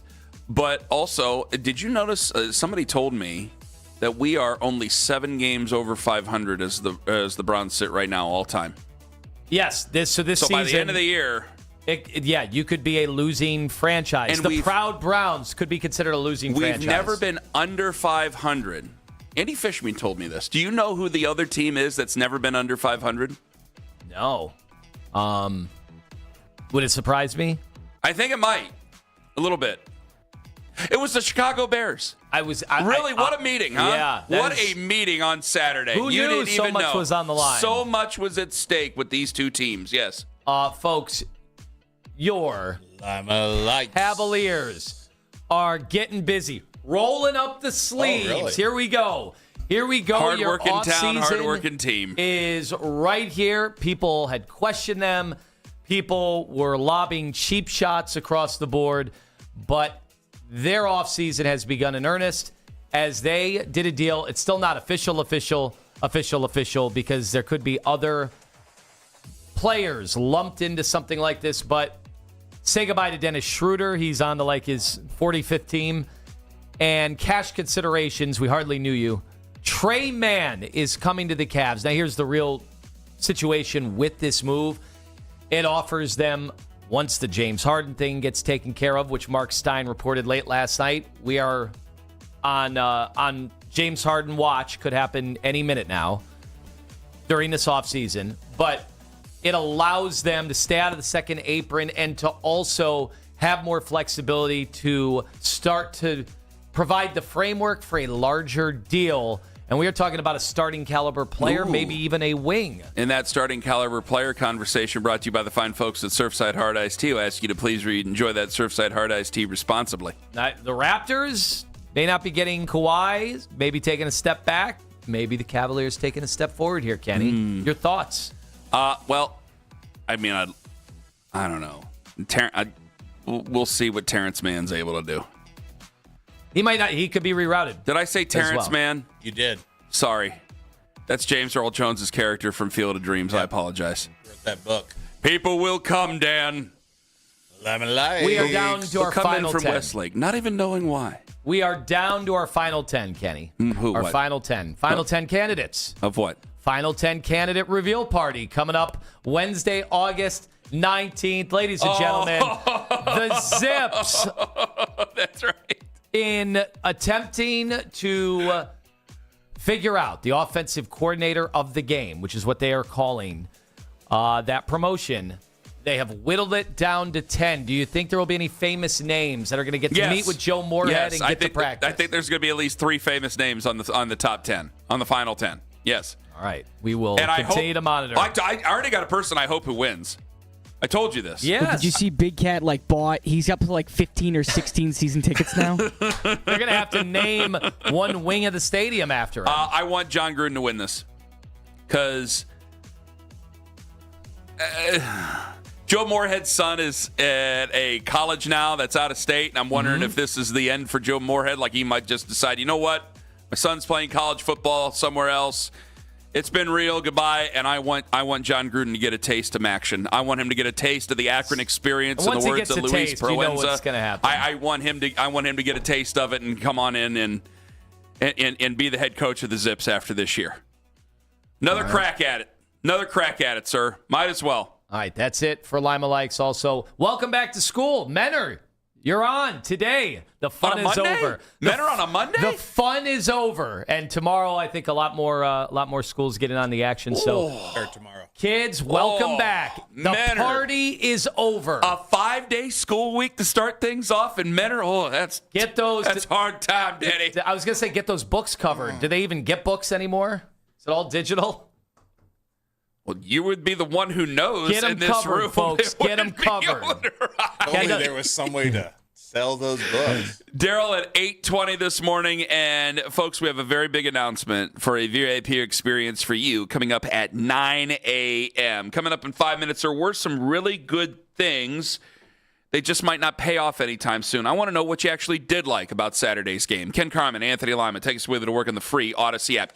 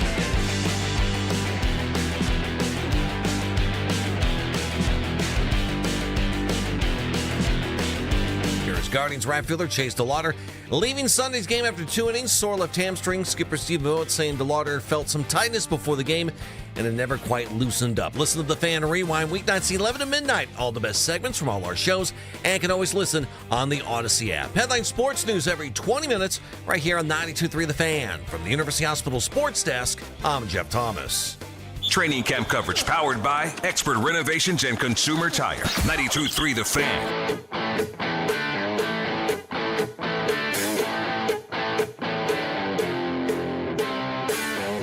Well, I know you're worried about the quarterbacks, but there were some good things that happened yesterday on Saturday with the Cleveland Browns. We talked about Casey Concepcion. He was fantastic, absolutely fantastic. Some people are worried about him in the return game because they don't want him to get banged up. Your thoughts on something like that, Tone? No, come on. I mean, you got to see him. You got to put a guy in who's a. You got to put a guy who's a weapon in a position to be a weapon and get the ball in his hands. That's one of the way to get the ball in his hands is in kick return. When's the last time we've had anybody like now? Look, if he turns into Tyreek Hill, then Tyreek Hill fought the return kicks and things like that. Yeah, so he did. But if he becomes that and he's like one of the premier weapons in the league, no, then we've got to reevaluate. But right now, let's let him get his feet wet. Let's get his bearings on all the different ways that he can be used in an NFL game. I think it's a valid concern by some of the people on social media. Social media reactions on X brought to you by Schreiben Jewelers, Cleveland's premier jewelry store. I agree with you. I agree with them. I think it's obviously a valid concern, but you gotta spark this offense. I think this offense is going to be a bit of a struggle. Like I thought Spencer Fano did a fantastic job back on Saturday.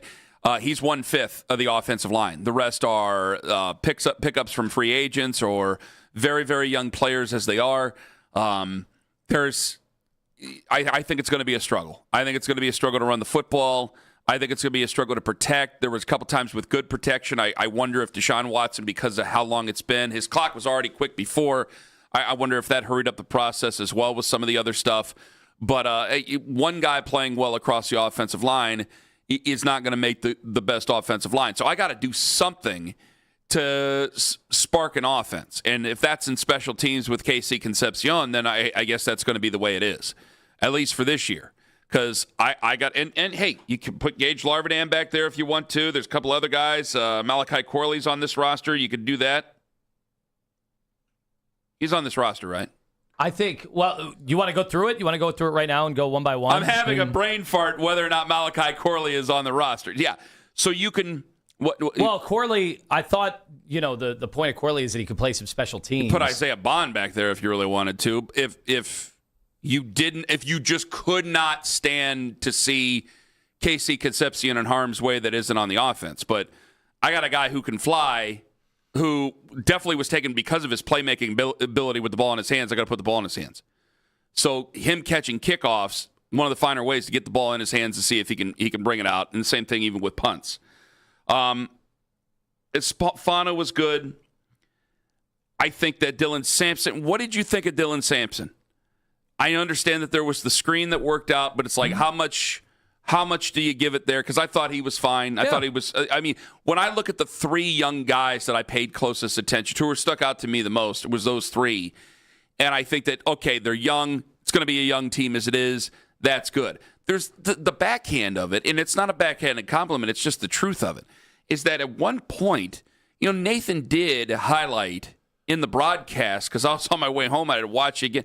I mean, you had one point in the second half, and I'm talking early, third quarter, second half stuff, where you did not have any NFL experience out there in your secondary, or I think even in defense in general at one point. That is going to be a struggle. Because if you lose Denzel Ward, if you lose Tyson Campbell for a game or two, that's going to show up, and that's going to show up in a big way. So some of these guys are going to have to grow up very, very quickly. Oh, you'll get picked on, yeah. And that is, that's why we have to be I want to be optimistic. That's why we have to be realistic as possible. This is still a roster that's in very strong transition from where it was. And I understand that from where it wasn't that great, but that's what made these last how many years very disappointing, is they should have been able to compete. They should have been able to strike while the iron was hot and put themselves in a position to make deep playoff runs for a while. They messed that up. And there's some good young players here. I think that last year's draft was good. I think this year's draft hopefully is going to be good, but you can see some of the budding fruit right there, even in the first preseason game. But yeah, you're gonna find yourself in a tough time where the schedule isn't that difficult, but there's still going to be guys who are going to be able to line up and pick you apart because of your secondary issues if certain people go down. Yeah, I look at guys like Dylan Sampson, who is still 21. Think about that. He's entering his second year, and that changed in September, but he's still 21. So when you draft the way that they do, guys that are that young, you have to have a little bit of leeway and understand that there's going to be a giant learning curve. But I thought, everything we saw to everybody, the only disappointing thing, but it doesn't matter now because we know he can play already, is that Harold Fannin was not involved at all. But that doesn't matter. I don't think that means he's going to be an afterthought. I know a bunch of fantasy people online were like, what do we do with Harold Fannin now? Is he not going to be a part of the offense? It's like, hold on. He'll be a big part of the offense. He's going to be a giant part of the offense. Yeah. But I think if the fantasy people are sitting there living and dying by every play in preseason to try to ascertain who's gonna have which role. I mean, listen, if you're sitting there in basic cover 2 or even cover 4 or something like that, that's going to be one thing there. But with week 1, and let's say, because I think Deshaun Watson's going to end up winning the job, and I basically handed it to him at the beginning of the show today. Whether or not you think that's right or wrong, let's see what Daryl thinks coming up at 8:20. I just think the writing's there on the wall for us, and we ought to stop messing around and just go with it. So you're still going to have a situation where you go week 1, and you're going to see things that are different. And Deshaun Watson has seen a lot of things that are different. He hasn't seen them recently, though. It's been 2 years. So now you have this new look of these defenses that are probably old looks, but he hasn't seen it in forever. You're going to need somebody to be a safety valve. So if he's just on a leak, if he's just in the flat or anything, he's going to be a guy that they go to a lot. You saw it last year with inexperienced quarterbacks. What did they do with Harold Fannin? What did you see with a guy who didn't have a great offensive line in front of him but was an old quarterback like Joe Flacco? You're going to try to get the ball to Harold Fannin because you got to get the ball out. We got to get something here. So instead of 1st and 10 turning into 2nd and 10, at least we can turn it into 2nd and 8. Or at least we hopefully have a chance to turn it into 2nd and 1 or something like that. Like that's going to be part of it because I can wait all day. If they throw something that's going to confuse me, I can sit there and pat the football and wait all day until I get clobbered, hoping that Casey Concepcion and Denzel Boston get open. If I don't see them, I don't see them. And they may very well be open, but if I see that up in the sky or you're seeing that on TV, it doesn't mean Deshaun, Shedeur, Dylan, Taylor Green are going to see it right off the rip. Who do they usually see? Running backs out of the backfield, but number one, your tight end. And you got one tight end there. Your tight end room isn't even deep. Like, you need another draft. You're going to need a couple more drafts to get any depth on this. Like, we have to, it's not a bad thing. It's just the truth, guys. We got a ways to go here. Your tight end room, you got one guy that you really can count on, and the other guy's a blocker. And then everybody else, it's just whatever. Your secondary, there's a lot, like, you're hoping that Trey Avery can emerge, but there's a lot of names that are just, they're not going to happen. And then they get hurt in preseason game number 1. So we're going to have, probably by the time we get to the Buffalo game next Saturday, we're going to have a lot of different names as backups in the secondary because there's probably going to be some guys with injury designations or anything. But I don't think it's necessarily a bad thing. I just think it's the truth of the matter. Well, I do wonder. You got some guys that are good, but you're probably still going to struggle. Yeah, why are we in this? Is it just as easy? Is it just easy enough to say Deshaun Watson is why? The draft picks that could have been used on Deshaun Watson certainly doesn't help. Is why, like, they certainly did not find enough diamonds in the rough, though. And that is something that the front office had to do. Because when you don't have first-round picks, you create that much problem in the 2nd, 3rd, and 4th round, or that much pressure in the 2nd, 3rd, and 4th round to find guys that are going to help. If you had first-round picks to kind of calm things down, like, how much better do you feel? And I want to know this, too. How much better do you feel about the offensive line just because Spencer Fano's on there and he looked good on Saturday?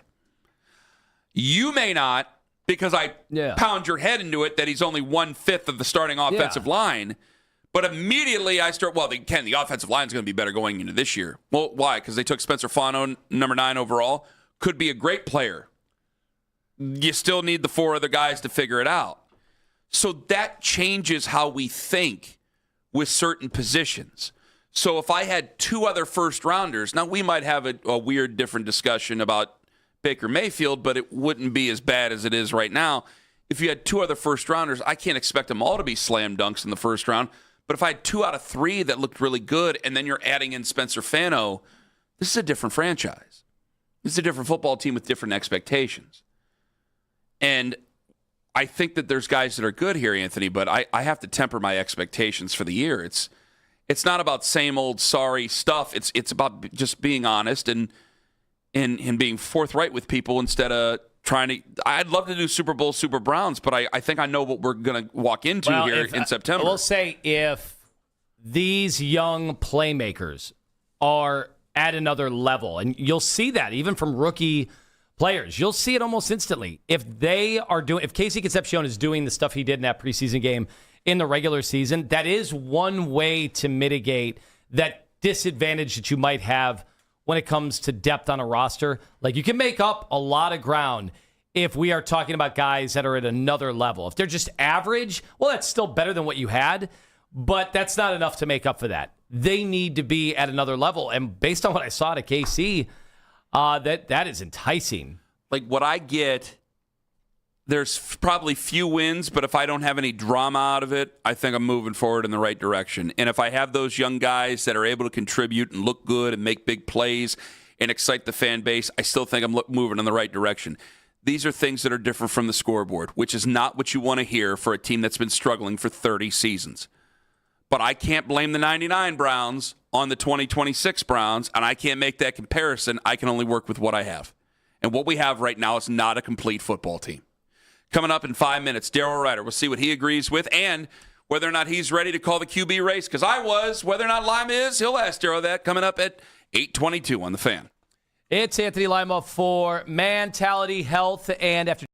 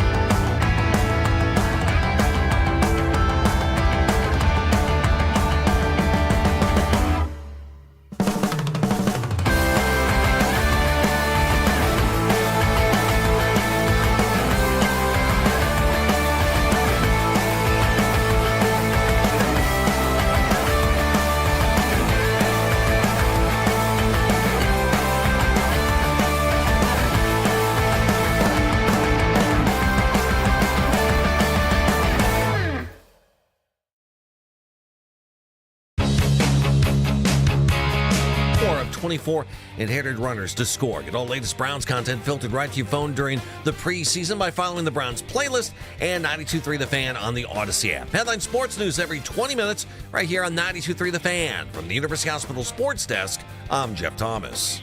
Training camp coverage powered by Genesee Brewing Company. 92.3 The Fan.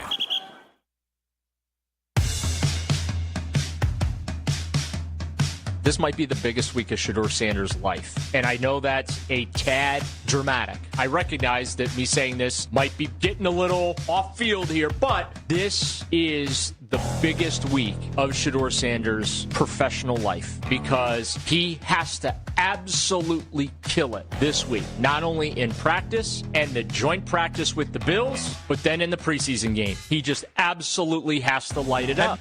I disagree with Daryl.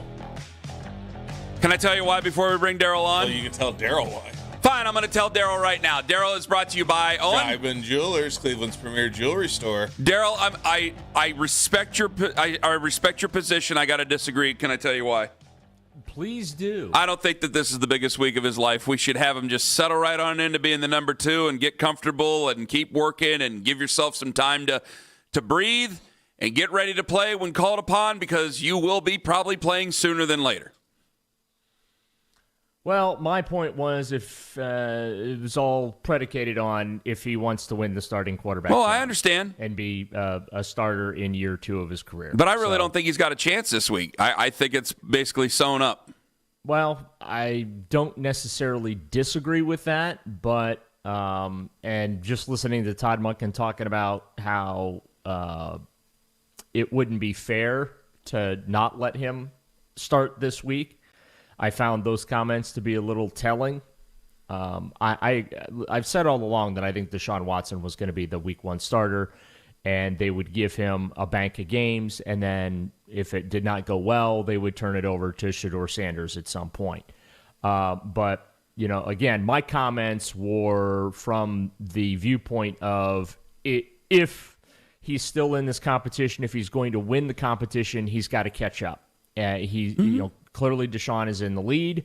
Clearly, Shedeur has to make up some ground here.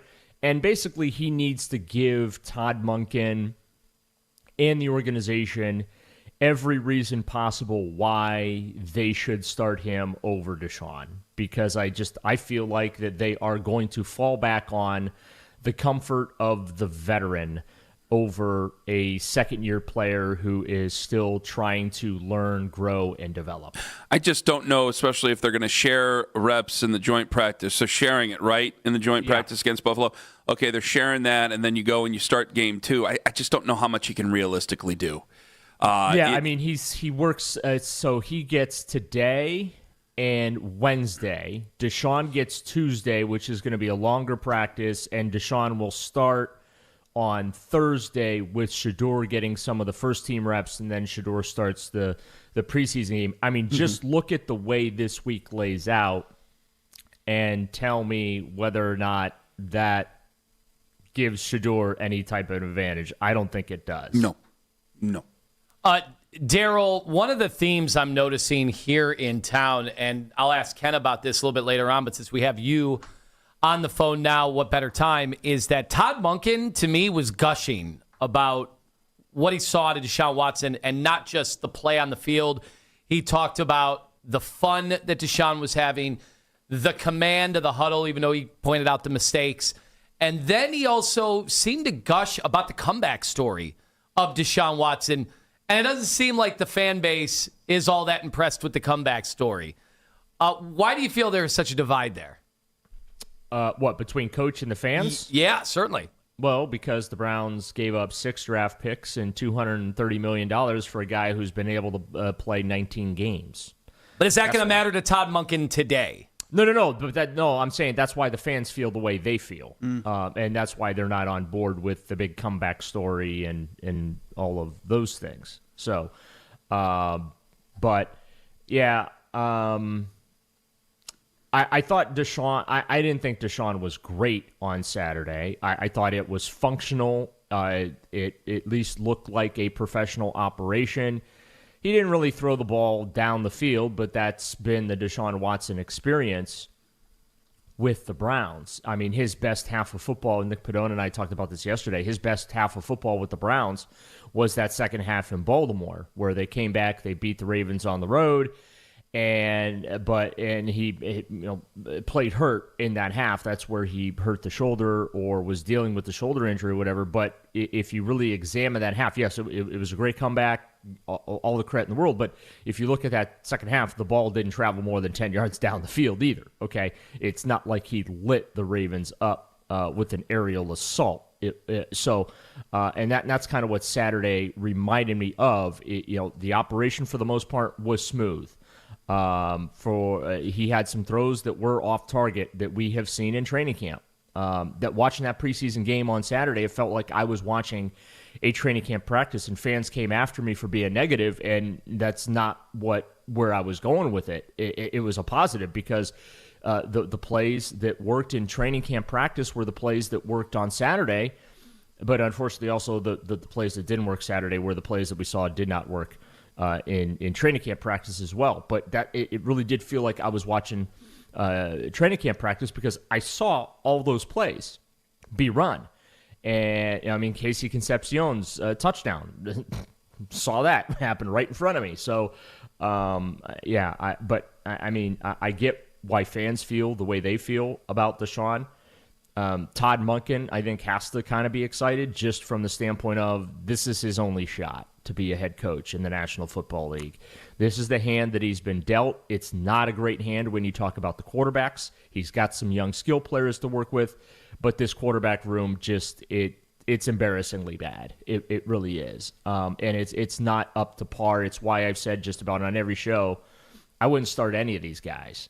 None of these guys are NFL starting caliber quarterbacks from the standpoint of being able to win a lot of games. And when your coach is constantly talking about basic things like pre-snap operation and those like that's basic football. You get the play, you call it, you go to the line of scrimmage, you do all the eye candy for that you're going to throw at the defense, change up the formation, can the play if you don't like what you see, whatever. Like that's like quarterback 101, and you have a head coach right now just excited because the quarterbacks are starting to be able to do the basics of operating his offense. Do you know how pathetic that is? Like, it's embarrassing that that's what gets Todd Monken excited right now because they're finally executing the basics of being quarterbacks. And we're supposed to be over the moon excited about that? Come on now. Well, so, Daryl, that's what I want to get to, though, because it's only been a couple of weeks. They had just finished the install a week ago, and the new rebuilt offensive line, I can give you all the excuses or justifications, whatever you want to call it. Right. But it seemed like Todd Monken thinks he has something to work with here in Deshaun Watson. And what will it take for that to reach fans? Is there anything Monken can do as far as a sales job? Because what we talked about all along with Monken is that he is a truth sayer. He's somebody who is tough talking. And if he is excited about Deshaun Watson, what would it take for fans? Well, the best thing that Todd Monken can do right now is not try to sell anything. Don't oversell it, because if you do and you're raising expectations of fans that Deshaun is going to go out there and he is going to resemble what he was in Houston, which I don't think anyone in the world other than maybe Deshaun or Todd Monken actually believes that's possible, because it's been 6 years and it's not realistic. Like that's the part that I'm struggling with. It's not about hating on Deshaun or whatever. It's about reality. The reality is this guy has played 19 games in 6 years, and in no way, shape, or form am I going to put expectations on him to where he's going to look like he was with the Houston Texans. Like, that just isn't realistic. If it happens, great, the Browns hit the jackpot. I just don't think that's realistic to happen.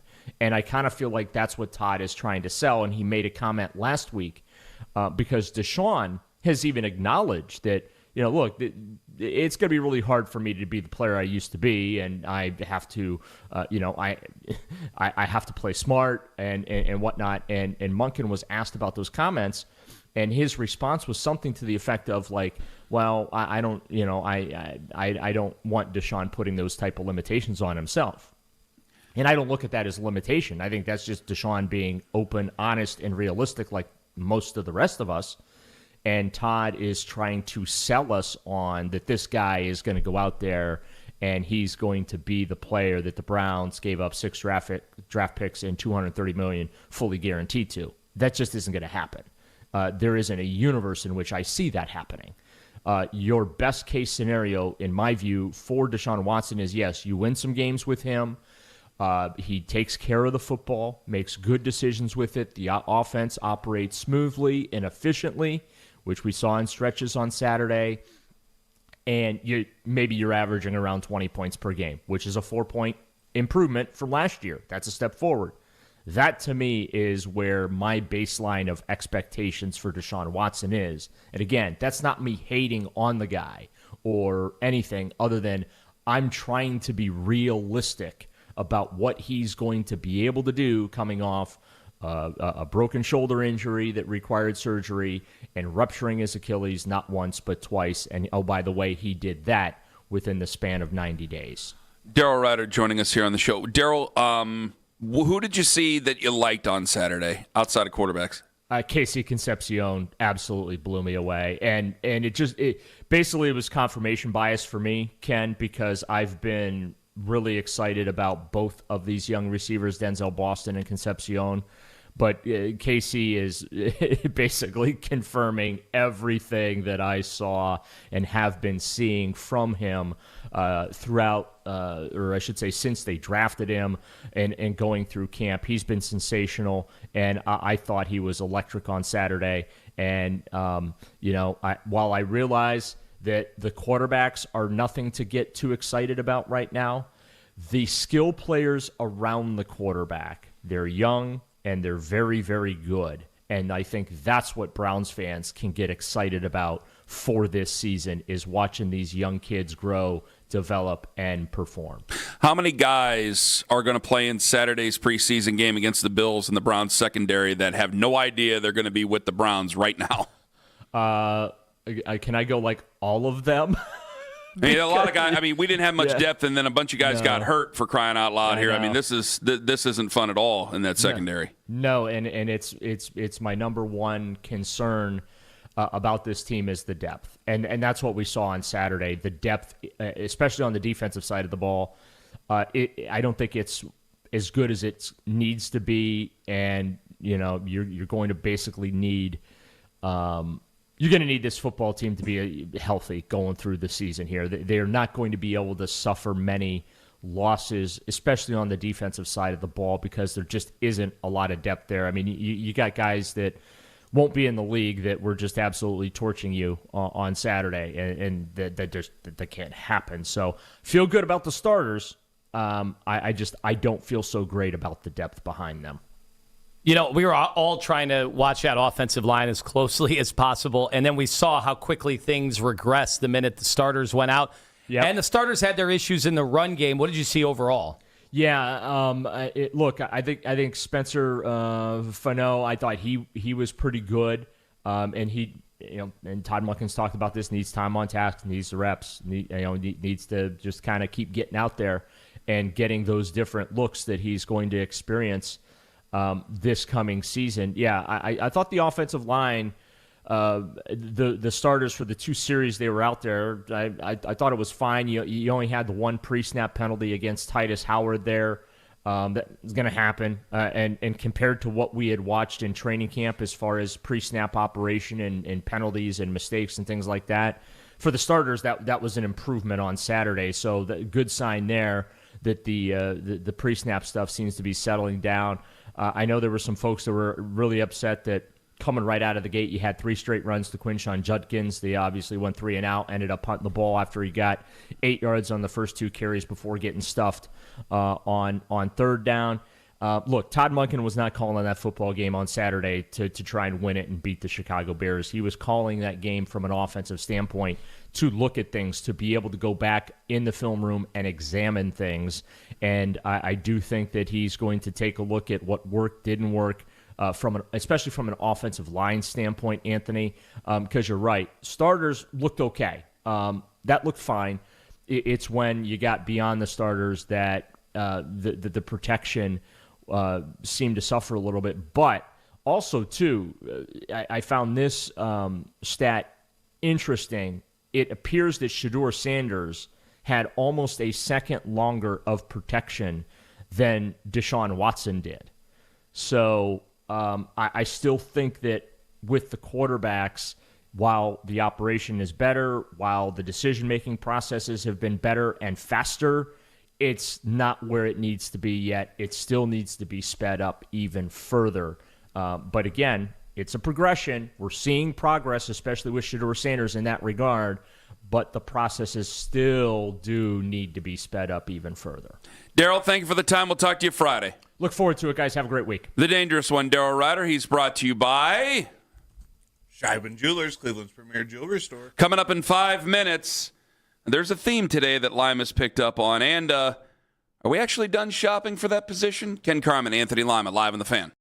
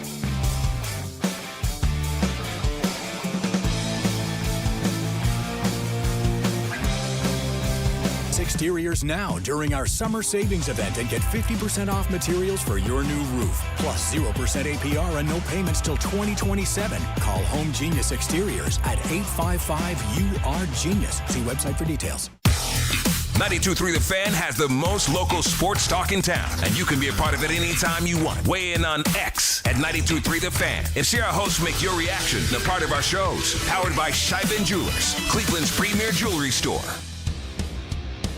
Man, that was a lot of fun. That was getting out there with our guys, watching them play, all the fruits of their labor from the spring and then camp, watching our guys compete. Obviously, not the result you want. I mean, I don't care. I mean, you're playing to win. At the end of the day, we didn't do that. We didn't finish the game, didn't play well in the second half, really on either side of the ball. But I do believe that the season is a marathon. That marathon starts in Jacksonville. We're just still in training. Today was basically we went out there today and we were 13 miles into our training. And we'll get closer next week and we'll get closer the week after. There's a lot to clean up, coaching and playing. Frustrating at certain levels, but certainly you can't turn the ball over 3 times. And there were some things operationally that I know we can clean up, but I thought at moments we threw the ball well, and that's what we needed to see. Would we be able to throw? We're going to be able to run the football. So there were certain things that we wanted to at least keep it simple today with, but I wanted to see how we'd be being able to throw it, and I thought our quarterbacks played well in that regard. That's the Monken Man talking about his quarterbacks. I heard Jeff last week, and Jeff's like, just Jeff Phelps, and he said he was still interested in Anthony Richardson and Will Levis.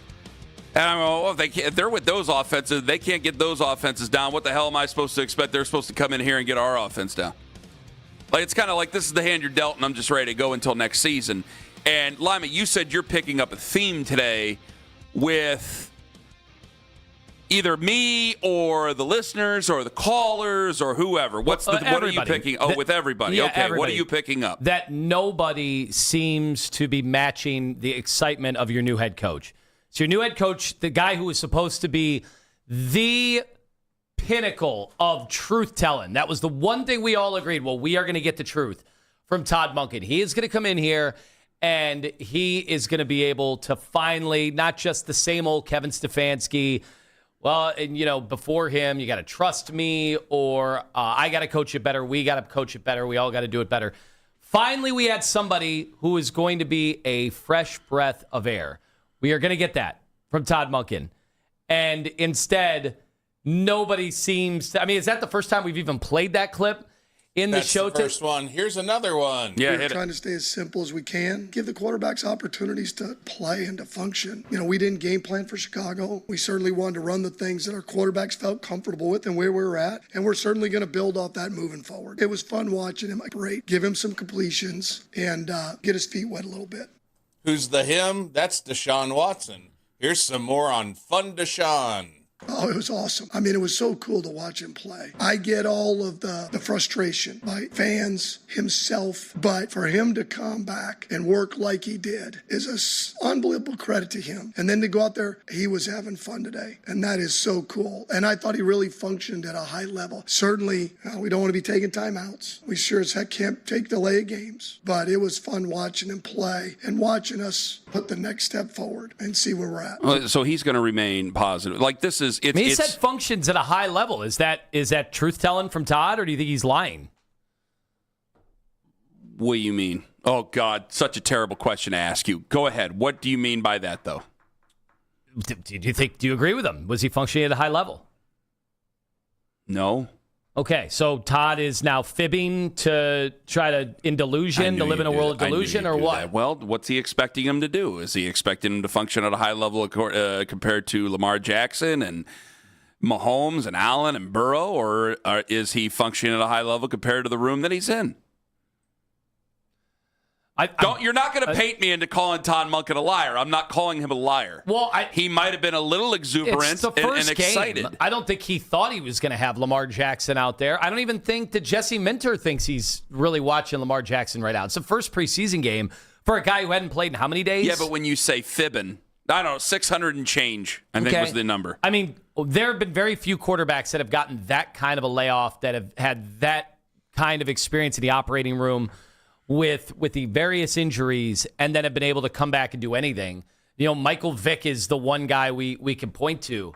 And I'm not sure, did Michael Vick show rust when he came back? Well, he didn't have an injury. I think he went to federal prison. No, I'm saying, did he show any Probably got rust, a lot though? of workouts in. While he was Yeah, off the I field. mean, you can work out. Do we know what it looked like? Literally the one thing they do there. Do we know what it looked like in preseason?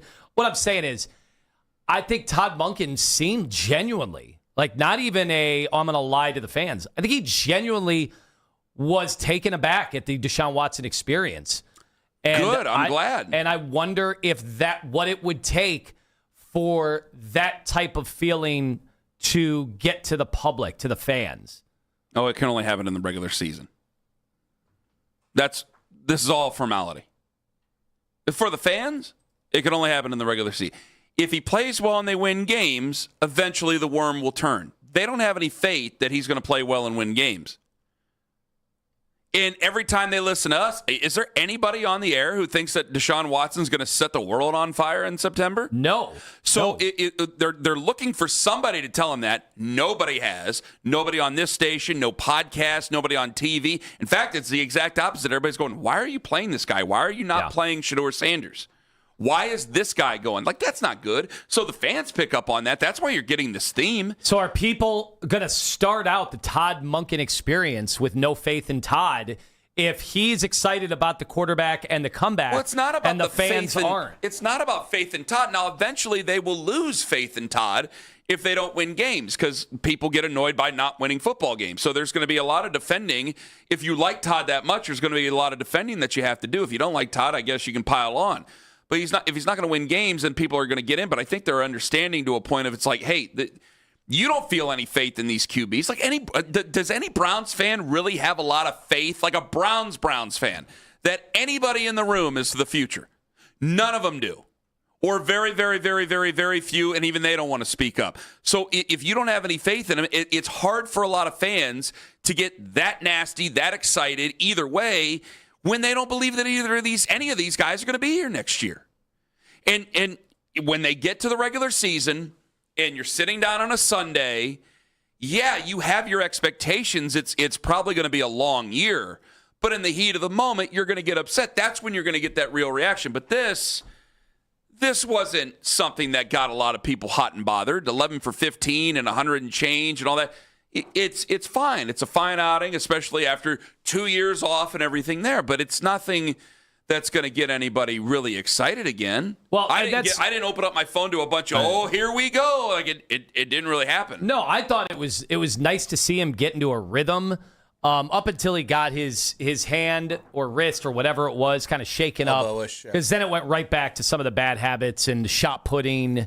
And yeah, he didn't exactly look to really go deep. I'm sure there were the people that are pointing to the All-22 are saying he missed some prime opportunities for some bigger throws. But the good news was that the offense, you could see there will be some. Is that something we could say, hey, could take some time even for a 10-year vet? Or is he supposed to come out and be able to do that stuff immediately even after all those days off? You know, that's something that Todd Monken certainly seems like he thought that was within the realm of where his quarterback should be. Like, I'm curious because on Friday I'm listening to the afternoon show, and they came out and they're like, I don't expect him to even be able to play the position.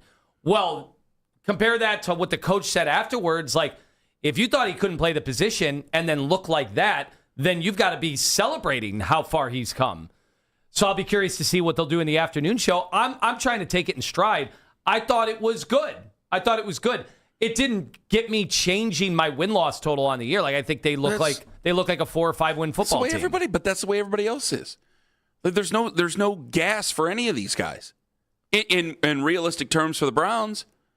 So what you're getting is just you're getting honesty. Nobody's lying to themselves. No one's lying to you. You're getting brutal honesty from Browns fans.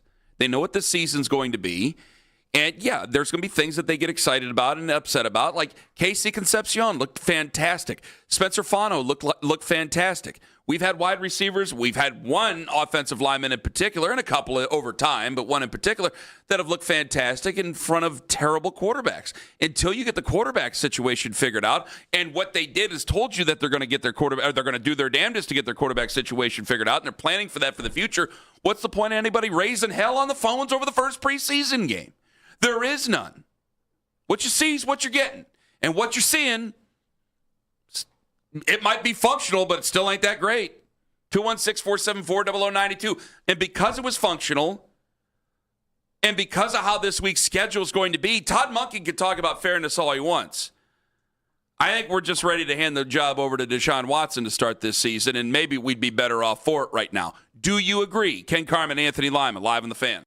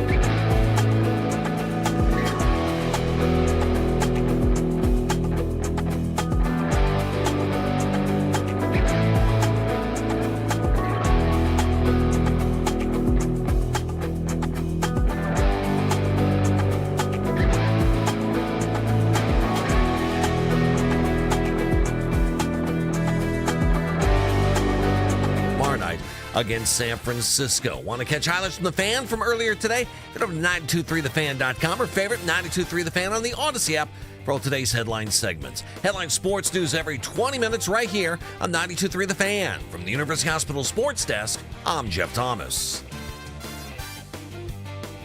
On the road this summer? Get the most live sports talk in Ohio on 92.3 The Fan or binge our podcast on the Odyssey app.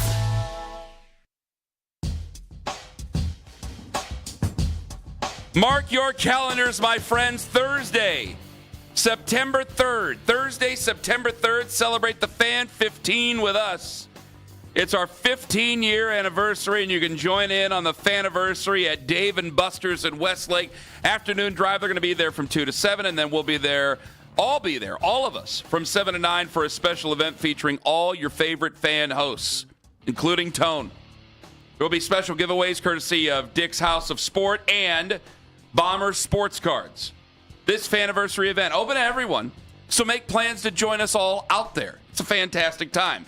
There on Thursday, September 3rd, Dave & Buster's in Westlake. Oh, there's more. If you want VIP treatment, well, you can listen weekdays at 9 a.m., 12 p.m., 5 p.m. to win the exclusive VIP access, including reserved seating, free food, and a Dave & Buster's Power Card. That's a lot, my friends. Celebrate 15 years of fandom with us. Get all the details right now. 923thefan.com. Right now, 923thefan.com.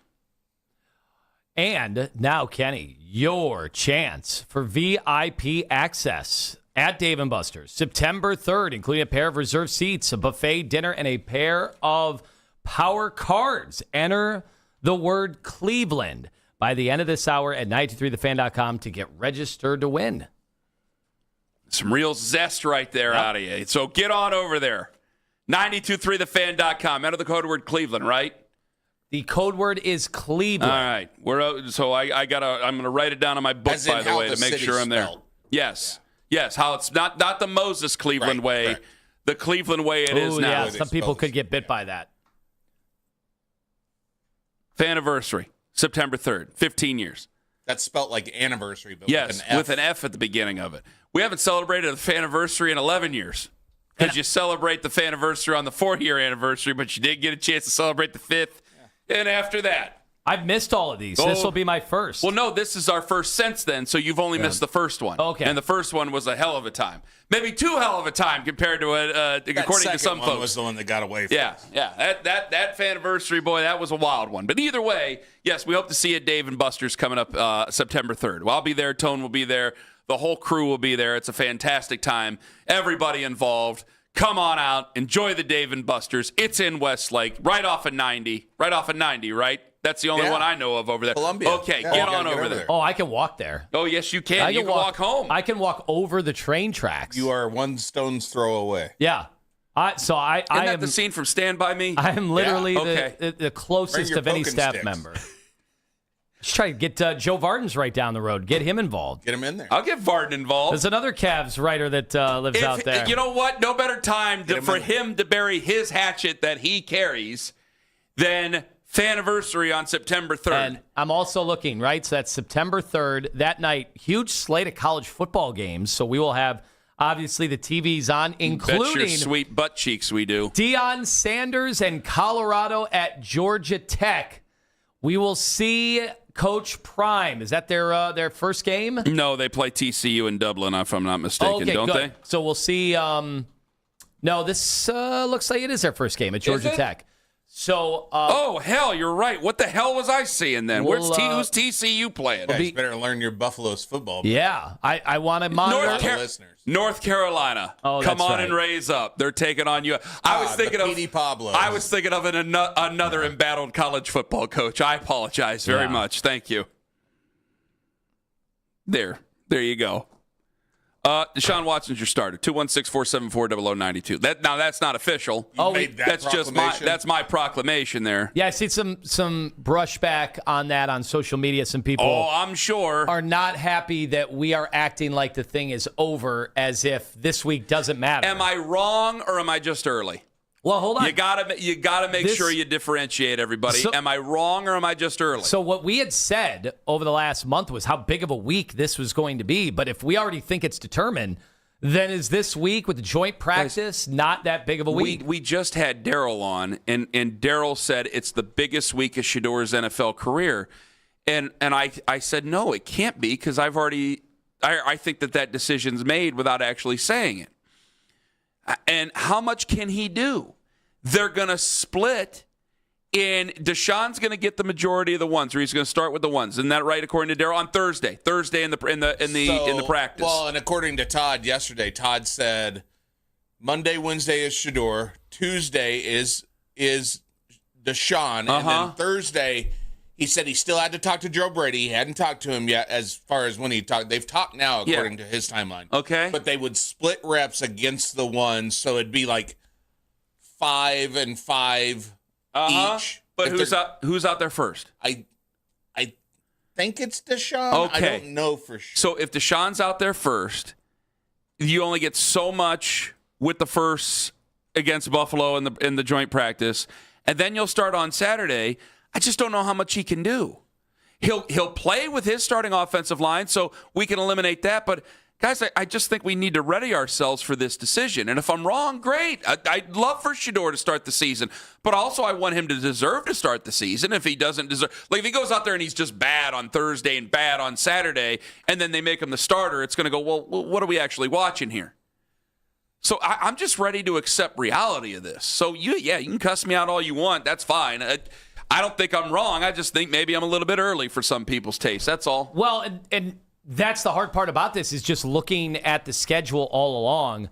You know, they were kind of going to be up against this. And if Shedeur was given a fair, like we say, a fair shot, you know, he needed to do more with that opportunity by now, because Watson was so abysmal to start out camp that I thought, all right, now Shedeur can actually win this thing.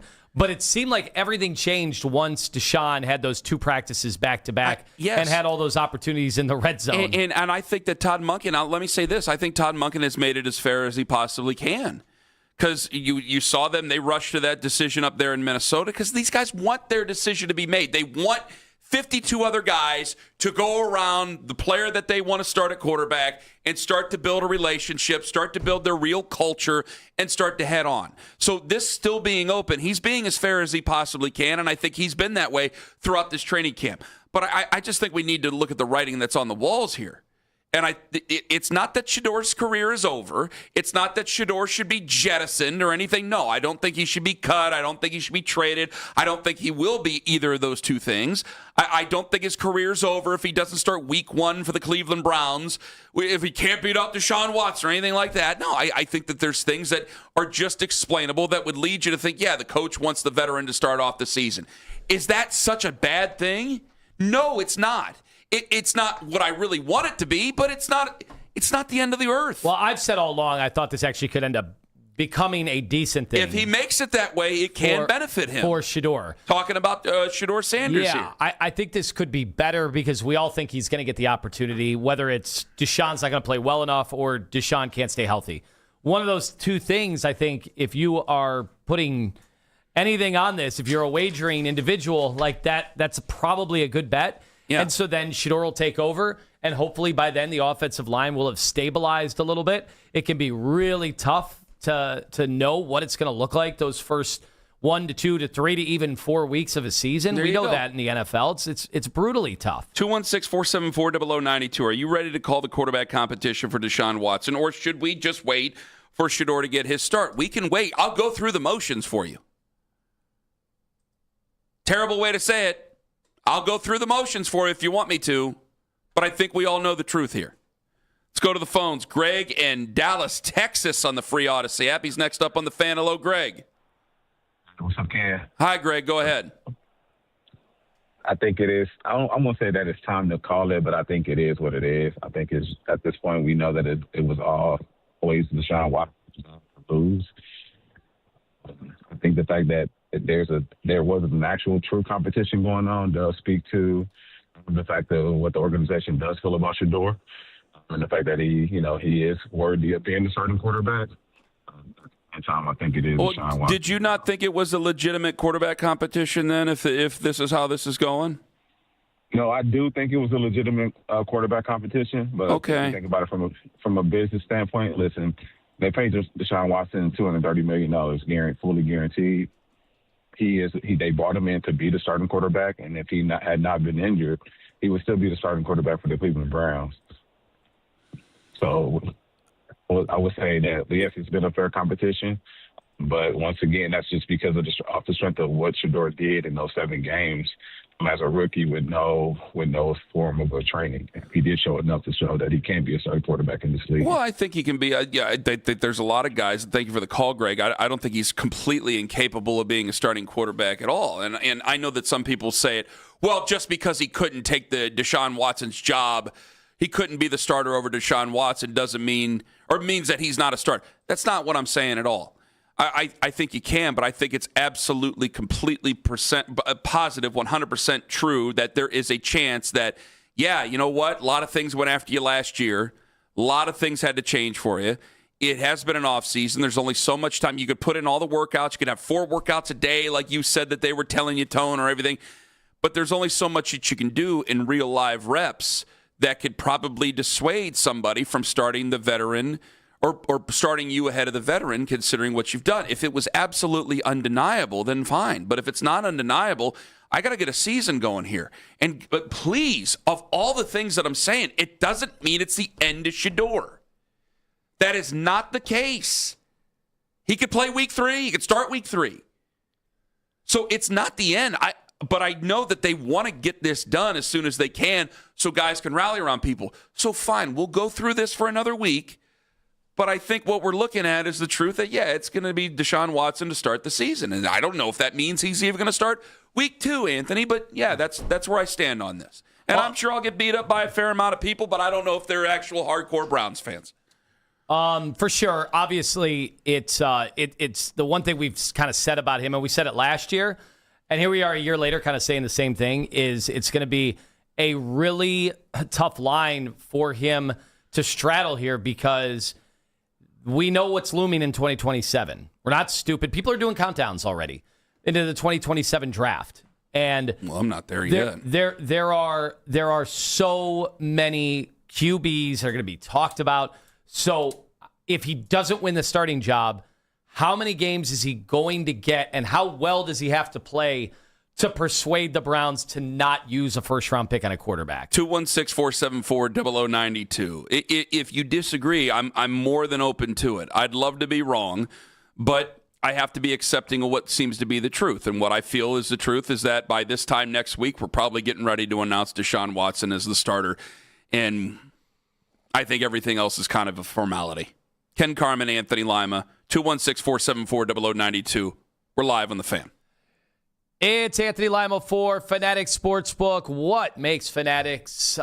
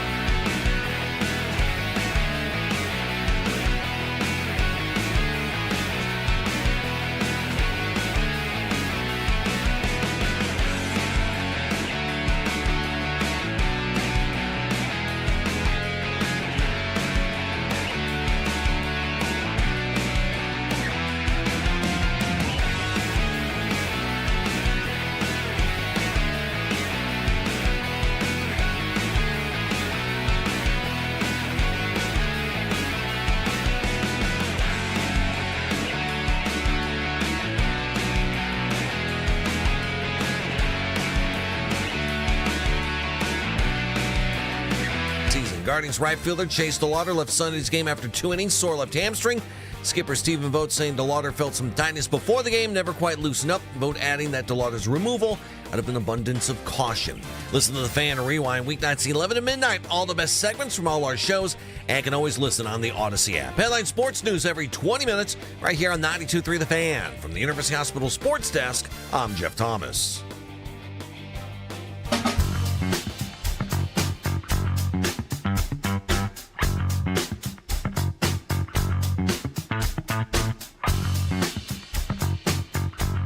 Lima, you're not ready to call it. I am. That's interesting. I'm pretty close. Why don't you just call I it am if you're pretty that close? What's stopping you from calling it now? What do you think that it's going to change? If Deshaun had an abysmal week and Shedeur really took advantage. But it's trended in a better direction for Deshaun. My issue is how many chances is he really going to get to take advantage? I don't think he is. Mm-hmm. If he doesn't get many chances to take advantage, I don't know if it's going to be enough to sway a mind to make him the starter right now. Yes. I thought Shedeur was still in it after the game was over, and then Todd Monken walked into that press conference room, and I went, "Oh, no, never mind. Deshaun's won it." I felt this basically the same way. It did seem like there was a glow about everything, not just the way he played, but I think there was some just wonder. So excited to see him on the football field again, and that tells me you're a fan of Deshaun Watson. Well, he also brought up the joy that he was playing with, that he had fun, that he had a smile on his face. He said fun as many times as Kevin Stefanski said, "I have to do better. We have to be better." Last year, it was the same amount of time. Now, Owen, I know our fans are going to say he got 200 and how many millions? I know 230. That number always changed. It does. Kept going up.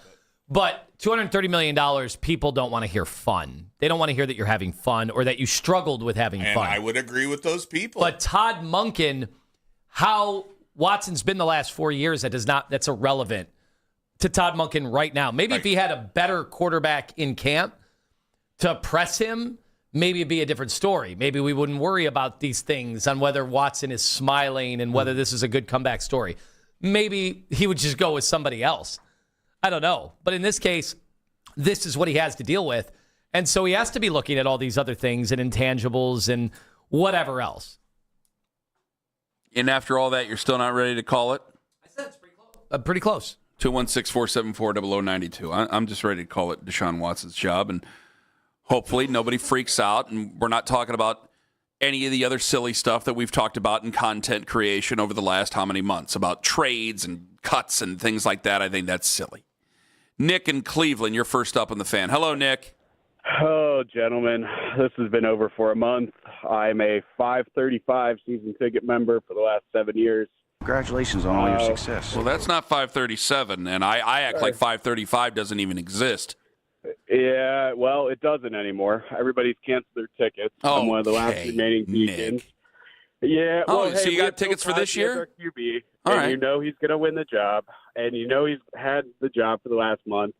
Like Anthony said, outside of Shedeur just looking a million times better and Deshaun looking like the usual Deshaun prior to the injuries, I think this job has been done. I think it's easier to switch to Shedeur after the first 4 games. I think the opposite way is just untenable. I don't think, I think if Deshaun got booed after that injury badly, imagine we bench Shedeur for Deshaun. I think that stadium is a mess. But yeah, hey, appreciate you guys. I think it's a joke. And I think we're going to be just good enough to not get one of these QBs. I mean, it's already written in the story. Well, if there's 5 or 6 QBs that are out there, you're going to get one of them. Well, we thought that about Nussmeier last year, right? Yeah, we did. Or Drew Aller. Saw him play the other Our day. guy in Pittsburgh. Well, if he would have came, I said to somebody, it wasn't even an argument. They tried to make it one. Nick, thank you for the call. I was like, yeah, if he would have came out after the Notre Dame game, had a good Notre Dame game against Notre Dame and came out, we probably would have taken him. And I don't think there's any probably. We would have taken him second overall. Drew Aller. And at that time, you would have really been tearing your hair out of your head.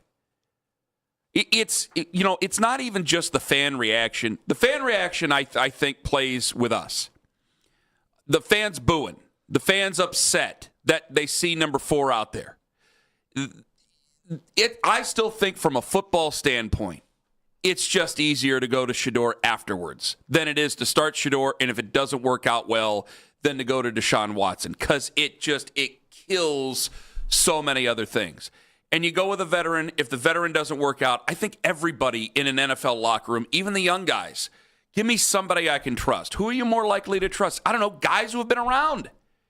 That's why we say it, like when we're doing ads, over 100 years combined experience. Why? Because it makes you feel better. Father and son, plumbing. Well, ask for the father. Why? Because they got more experience. Like you always do this all the time in your real life. It would go to stand that you would do the same thing in looking for the quarterback. And if Deshaun Watson isn't that great during the regular season, I don't think he's going to be great during the regular season, then yeah, you hand the job off to Shedeur Sanders and see what he can do. Because it's easier to go, hey, it was a tough year last year. We got a lot of changes this year. And using this as a test, as a challenge, how do you respond to somebody having the job over you legitimately? And I know that that's a strong word for some folks out there, and I don't care. I mean, this was as realistic as a quarterback competition was going to be for him over the last couple of years, over this year and last year. And if somebody else gets the job legitimately, and I think that they will legitimately give it to Deshaun Watson, then how do you respond to that?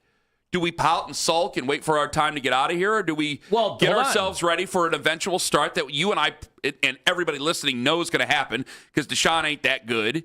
And eventually we'll see what you have to offer. Does it matter to anybody when we just had somebody say, my buddies already gave away their season tickets or sold their season tickets or don't have them anymore? Mm-hmm. And I saw a bunch of people when they, on the social media, had the image of Deshaun Watson, first time it seems in forever, that the Browns have gone out of their way to post something, even in an optimistic or positive manner about Deshaun Watson.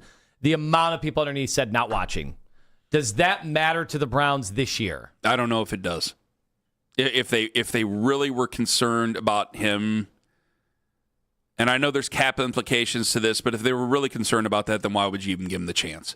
Why would he even be getting any first-team reps?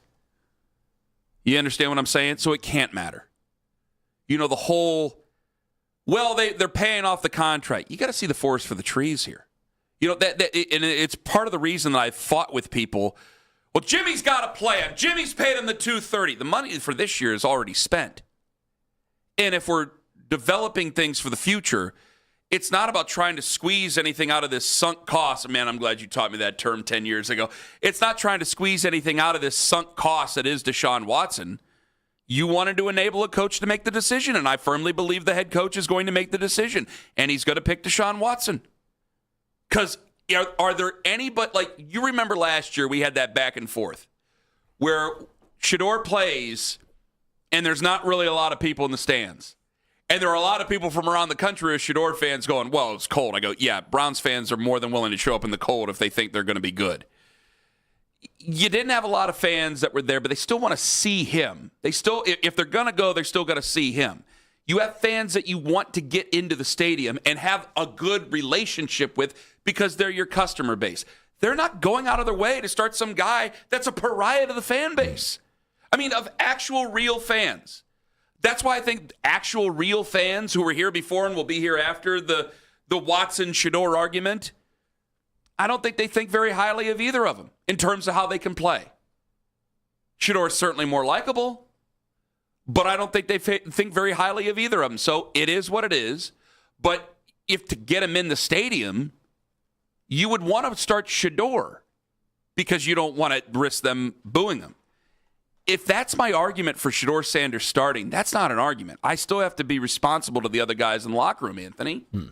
Certainly, especially when you have all these young players and you want to be able to actually evaluate them.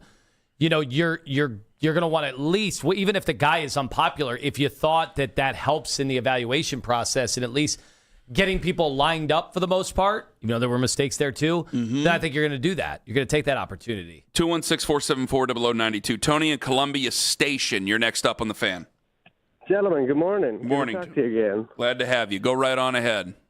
Okay, so I don't know if you guys had looked at, who could be drafting a QB next year, but I very reasonably see 12 possibilities that could be in the market for a QB in the next year's draft. Okay. And with us having missed out on Mendoza winning those last two games, it's kind of serious that we we stink this year. And I think that's the game plan with running Watson out there in the QB room as it's set up. I think the assignment is to, secure a top 5 pick. So we're putting the worst quarterback out there on purpose? I do. Did you think he played worse on Saturday than Shedeur Sanders? I can't really say I watched too closely. My level of interest there you go. Is low. So that's the answer to it right there. I mean, if you watched all 3 quarterbacks play, Deshaun Watson was the best of the 3. Which I don't know if the earth's shaking after we say such a sentence. You actually had to watch it, Tony. Is there an argument? I'll give Tony credit. At least he was honest. I didn't say he wasn't honest. Yeah. But did anybody watch Saturday thinking that Deshaun Watson wasn't the best of the 3 quarterbacks? Okay. So I'm not living in some fantasy world right now, right? I went to the runner. Yeah, but he was still the best of the 3 quarterbacks. Yeah, I mean, Shedeur had the flash plays, 2 of the flash plays, but obviously the getting the balls knocked down at the line of scrimmage, that's going to be problematic. And then there's the stuff that we can kind of see where they both made some mistakes in either, or I'm not exactly sure who's responsible for some of the issues they had getting out of the huddle, but you're seeing that around the NFL. That's, first preseason game stuff. Right. Every team has most of them don't have 5 of the same offensive linemen from the year before and then playing them in the preseason game. Mm-hmm. So you're going to see that everywhere. What we don't know is what it sounded like on the headset and what Todd was obviously. Guys, that's what they're looking at all the way around. It's not a great football team regardless. Like it's just not. Like you have one piece that you think you can pay it to, that you have one guy on that offensive line you think you have a future in, and that's Spencer Fano. Who you may know you have a future in, and that's Spencer Fano. It's not that great. So you can tell me about offensive lines all you want. It's still not going to be that great. So when he starts there on Saturday and he does have a starting offensive line, guess what? It still ain't going to be that great. They're not a great football team. It's not very good. That's why the job's open. Do we fail to understand this? So I can't come up with any more excuses than I already have over the last year, because that's what they're turning into, just flat-out excuses. If one guy's better and one guy was better on Saturday, then fine. Do we really think he was better because he has Elton Jenkins as a center? Oh, because the one guy had butt sweat on the football, like that's never happened in the history of the game. For the love of God, what are we saying to each other here? What are we holding on to? And in the grand scheme of things, guys, none of them are going to be here next year. So what's the point of us ruining relationships with each other over this QB room? Hell, at least Hoyer and Johnny Manziel, I had a Heisman Trophy winner there in that quarterback room. And the other guy was a functional professional quarterback. The only other thing that you could call functional with Johnny Manziel was something I really don't want to repeat on the air. I mean, at least that was there. This is nothing. I mean, would anybody be surprised if neither are in the NFL next year? And we're going to cuss each other out? Oh, it's on the offensive line. Oh, it's this, it's that. No, come on. I am excited to hear. The 3 of them got chances on Saturday. One of them they did get a chance with the starting offensive line. That's still going to struggle at the beginning of the season.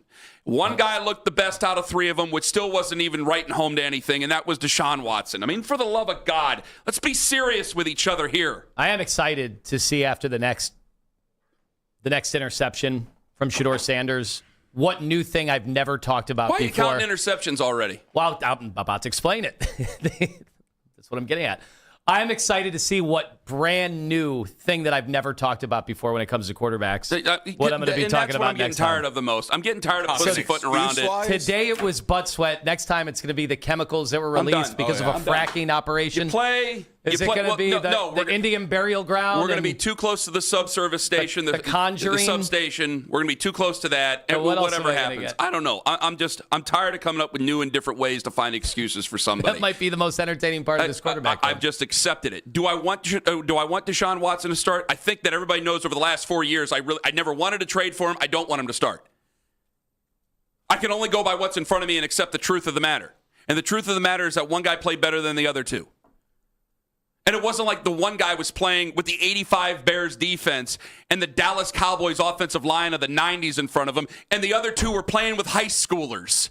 They ain't that good. They're not going to win a lot of games. That's why guys like Tony didn't even bother to watch the preseason game. Not Lima, the guy in Columbia Station.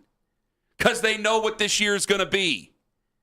And so I'm not going to sit here and waste my time and anybody else's trying to find every single excuse to try to wrap myself up and make myself feel better. Eventually, Shedeur will play, but it ain't going to be week 1. Ken Carman, Tone Master General on the Fan. XTENDAV.com, Extend Technologies. I don't believe those people saying they're not going to watch. They're going to watch. And you know how they're going to watch it, especially if they are at home. Well, he said he wasn't paying that close of attention. I know. I hear this all the time. In this case, if you have a setup that has been meticulously furnished by the experts in the best of the best.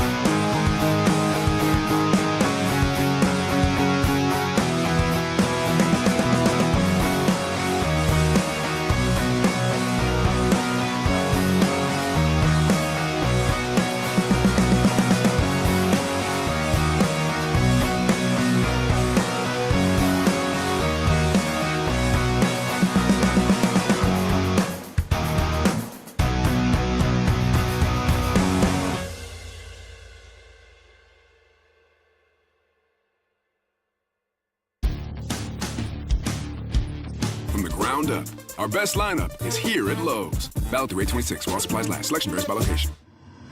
Tune in Tuesday night at 7. There's a lot to clean up, coaching and play. The Todd Monken Coaches Show. Frustrating at certain levels, but certainly you can't turn the ball over 3 times. This is the radio home of the Cleveland Browns. 92.3 The Fan.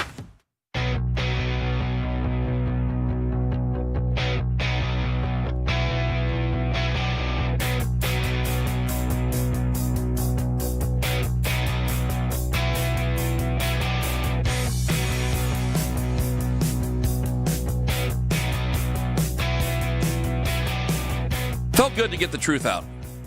Felt good. Hey, hope the other guy wins it. I don't think it's happening. And you're showing more restraint than me. Yeah.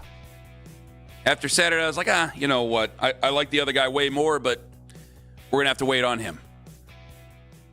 And that's okay. So are we not going to see any of the other team's starters this preseason? Well, let's see. You play against 3 teams that consider themselves contenders. Yeah. So I don't think you are. That's the hard part about this. The Casey Concepcion stuff was so much fun to see. And I'm like, all right, I want to see this against starters. I want to see what this speed looks like against starters. But we're obviously going to have to wait until week 1 of the season. Yeah, week 1. 216-474-0092. Tyler in Euclid. Hello, Tyler. Hey, how are you? Doing wonderful, Tyler. Go ahead. I just wanted to call in, also say that I love the show. I listen every day at work. I appreciate it. You know what I mean? Yeah, thank you I much. want to go back and forth with you guys every day. So, I have a different perspective on who you guys say did lots better. Didn't Deshaun Watson fumble the football? Yeah. Didn't it slip out his hands and he fumbled on 4th and 1? Yeah. Got his elbow hit. He got his elbow hit, but yeah. I mean, that's a turnover. And then on top of that, I just heard you get riled up about, he's not playing the 96 Bears defense or whatever. No, he's not. He doesn't have the 85 Bears defense with him, and he doesn't have the 90s Cowboys offensive line with him. Yeah, but he came out with starters, though, didn't he? He came out with starters. For the love of God. And he looks very decent. Don't get me wrong. I'm a Shador guy, but I'm a Browns fan over everything. Been watching the Browns. I'm 32 years old. Been watching the Browns. Tim Couch was my first full visual, okay? All I know is he had 115 yards and he played 2 more series. I know the other guy came in. He had 30 less yards. He did. Well, hold on. The first series, they called 3 run plays, so I don't know if you want to just compare it like that. Okay. Nothing to do with Deshaun Watson. Okay, but he denked and dunked himself. When he ran, I thought he almost ripped something again. Oh, my goodness. It just didn't look as good as y'all saying. They both didn't say nobody said he looked good. Now, the coach said he was functioning. On this show? It seems like your issues with the coach. The coach made it seem like. So he called him high functional. I think Todd Monken is scared for his life. I don't understand why, because I feel like if he throw out Shador, he have an excuse for next year. But him with Deshaun Watson, it does look like he's glazing him a little bit. And if we don't go with Freaky Man, I'm cool with that. I'll cheer for him for however long he stays in there. But my whole thing is, if it's so close and we saying that Shador's been doing better, we act like he wasn't throwing the cardboard cutouts all last year. You can't even tell. That's last year. That's not this year. That's not Tom Monken's problem. And we brought that up. I mean, we consistently brought that up. That's what. And then Tone said that he had nothing to do with the Bengals game. The Bengals win. But he threw the cardboard cutouts for the whole last drive, and we got a game-winning field goal. So for all these reasons, the last year and the cardboard cutouts, I don't think they were cardboard cutouts. I thought they were just trash cans he was throwing to. I mean, and D3 players. And D3 guys. So for all those reasons, you'd start him week 1 then this year? I would like to see him with Denzel. I would like to see him with KC. I would like to see him with Isaiah out there with a flow. And see him actually throw the ball down the field, because we know he at least going to give us that. Yeah, I would too. At least going to give us the excitement of seeing the ball go down the field.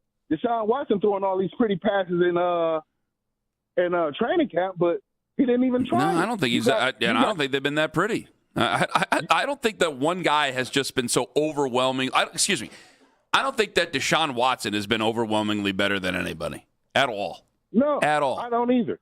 And then I don't think he's got it. I don't either. He had a lot of time. He had a lot of space to throw the ball. because guess what? We were going against the Browns, the Bears third string, and we had our guys out there. So wait, he was going against the twos. So our twos and our threes are going to be worse than the Bears' twos and threes more than likely. That's absolutely true. But I give no credit, even though you just said that was an excuse for Shedeur. I give no credit then to Deshaun Watson where he was throwing against the twos of the Bears. Well, I didn't say it was an excuse for Shedeur. Well, it's an excuse for one guy, but then all of a sudden it's a knock on the other. I can't do that. That's not fair. Well, no, he was playing. Shedeur was playing with trash cans, and the other teams were playing their starters, right? That was last year. I'm not making that. That was last year. He was throwing to trash cans. He wasn't throwing to trash cans this year. He threw a bonehead. He threw a bonehead pick. Yes, he did.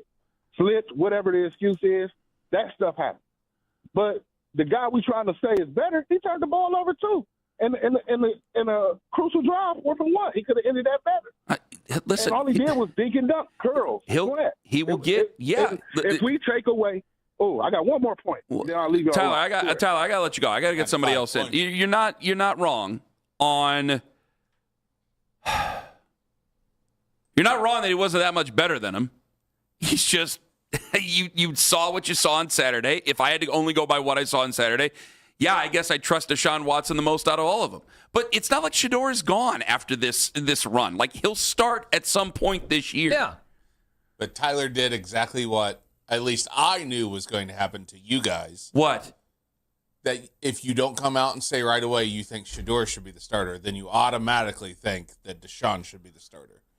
Where I don't know if anyone here thinks that there's a great option between the two of them. It's just... One guy's a 9-year veteran, the other guy's in his second year. Now, even saying that you think Deshaun won the job on Saturday comes out and comes across as you are saying you support Deshaun Watson winning that starting job. I don't know that anybody ever said that. I don't. But that's how it's going to be perceived. The one thing I support in that statement is that Todd Monken makes the decision. If Todd Monken is the one making the decision, there we go. So if Todd's the one making the decision, he's been the guy who's been in football for 40 years.